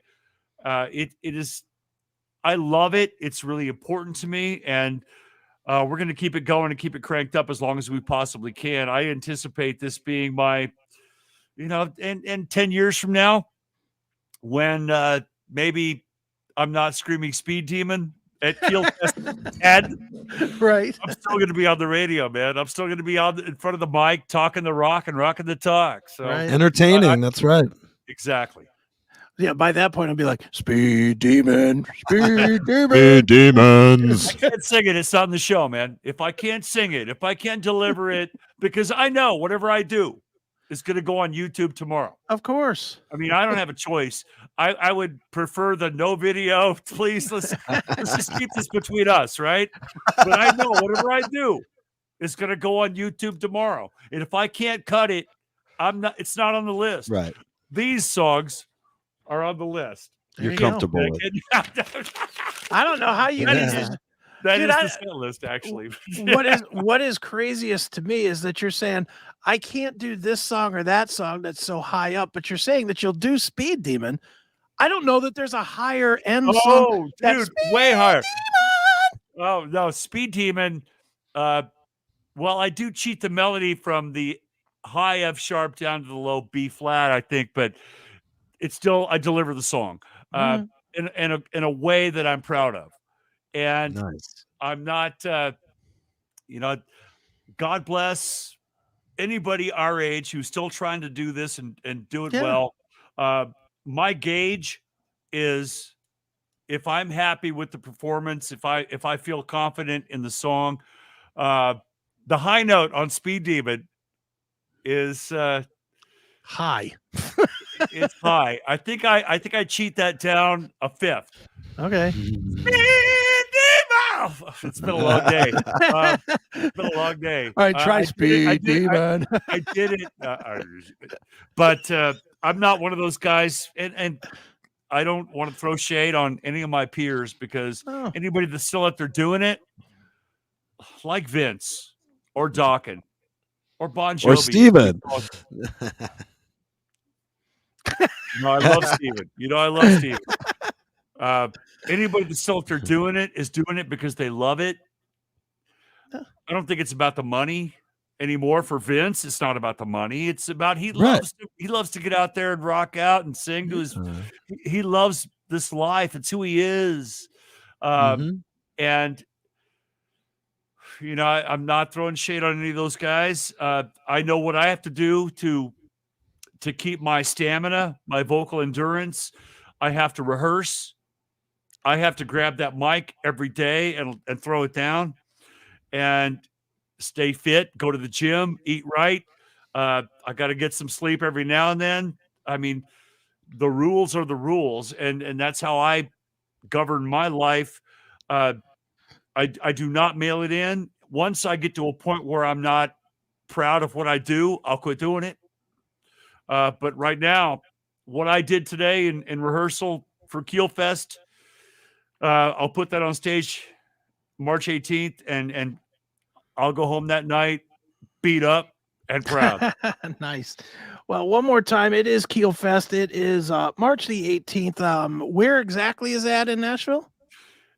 It's the club is called Bowie's. Okay.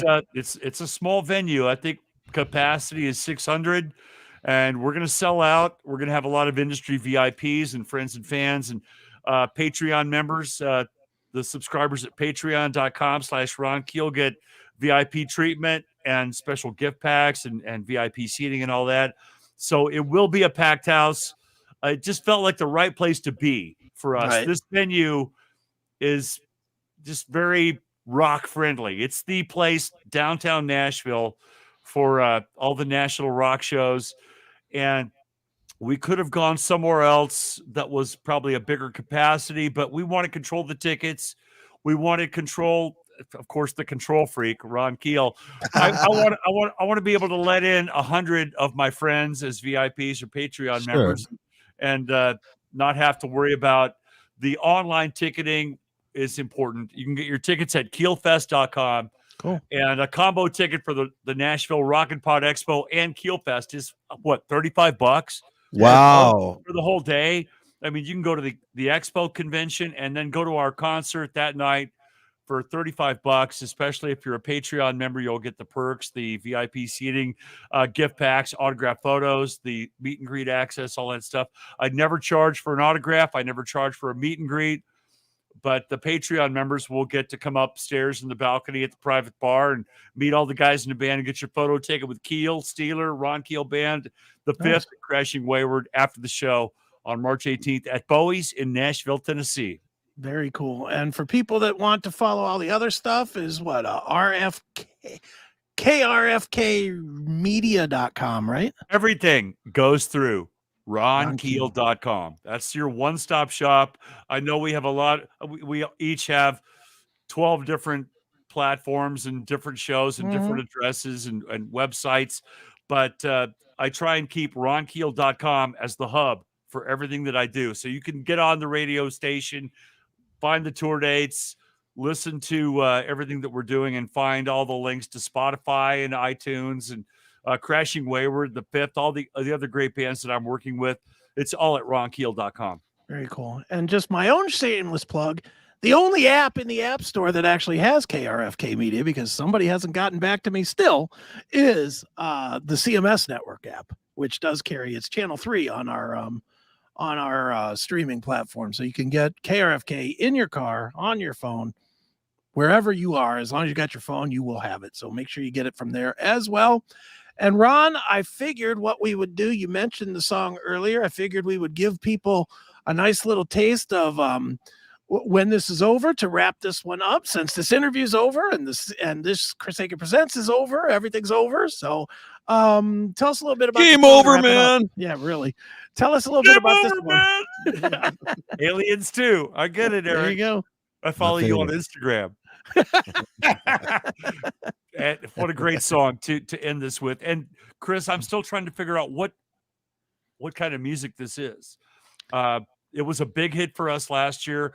For the first time in 30 years, I'm on the charts again. Literally on the media base classic rock airplay charts, right there with Disturbed, Ozzy, Greta Van Fleet, and all these other bands. Seeing my song on the charts with these other acts, and this song reached a lot of people. I still don't know if it's a power ballad, southern rock, hard rock, and southern country metal. I don't know what you call it, but this song hits home. And thank you for playing it on the show tonight. Thanks for having me. Eric, I'll see you soon on the road, brother. God bless you. Much love to you, Steven, and the gang. Chris, I appreciate you more than you ever will know. And it's great talking to you. Let's do it again sometime soon. And we'll just say that when this is over, I'm Ron fucking Keel. There you go. So check it out. Right. And thanks for tuning in, everybody. And here it is. It is Ron Keel Band with When This Is Over right here on Chris Akin Presents. See ya. I'm gonna hang out with my friends and forget about that bullshit. We thought would never end when this is over. I'm gonna join up with the band. We'll ride across this nation and overseas to foreign lands. When this is over, we'll all go back in time and remember what it was like when this is over.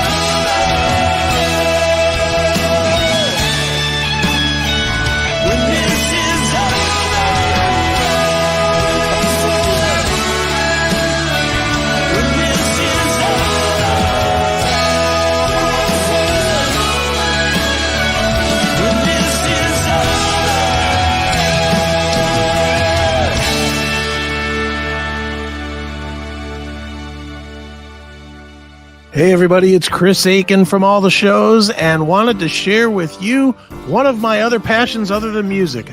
That, of course, being coffee. Anybody that's listened to me knows that I love coffee.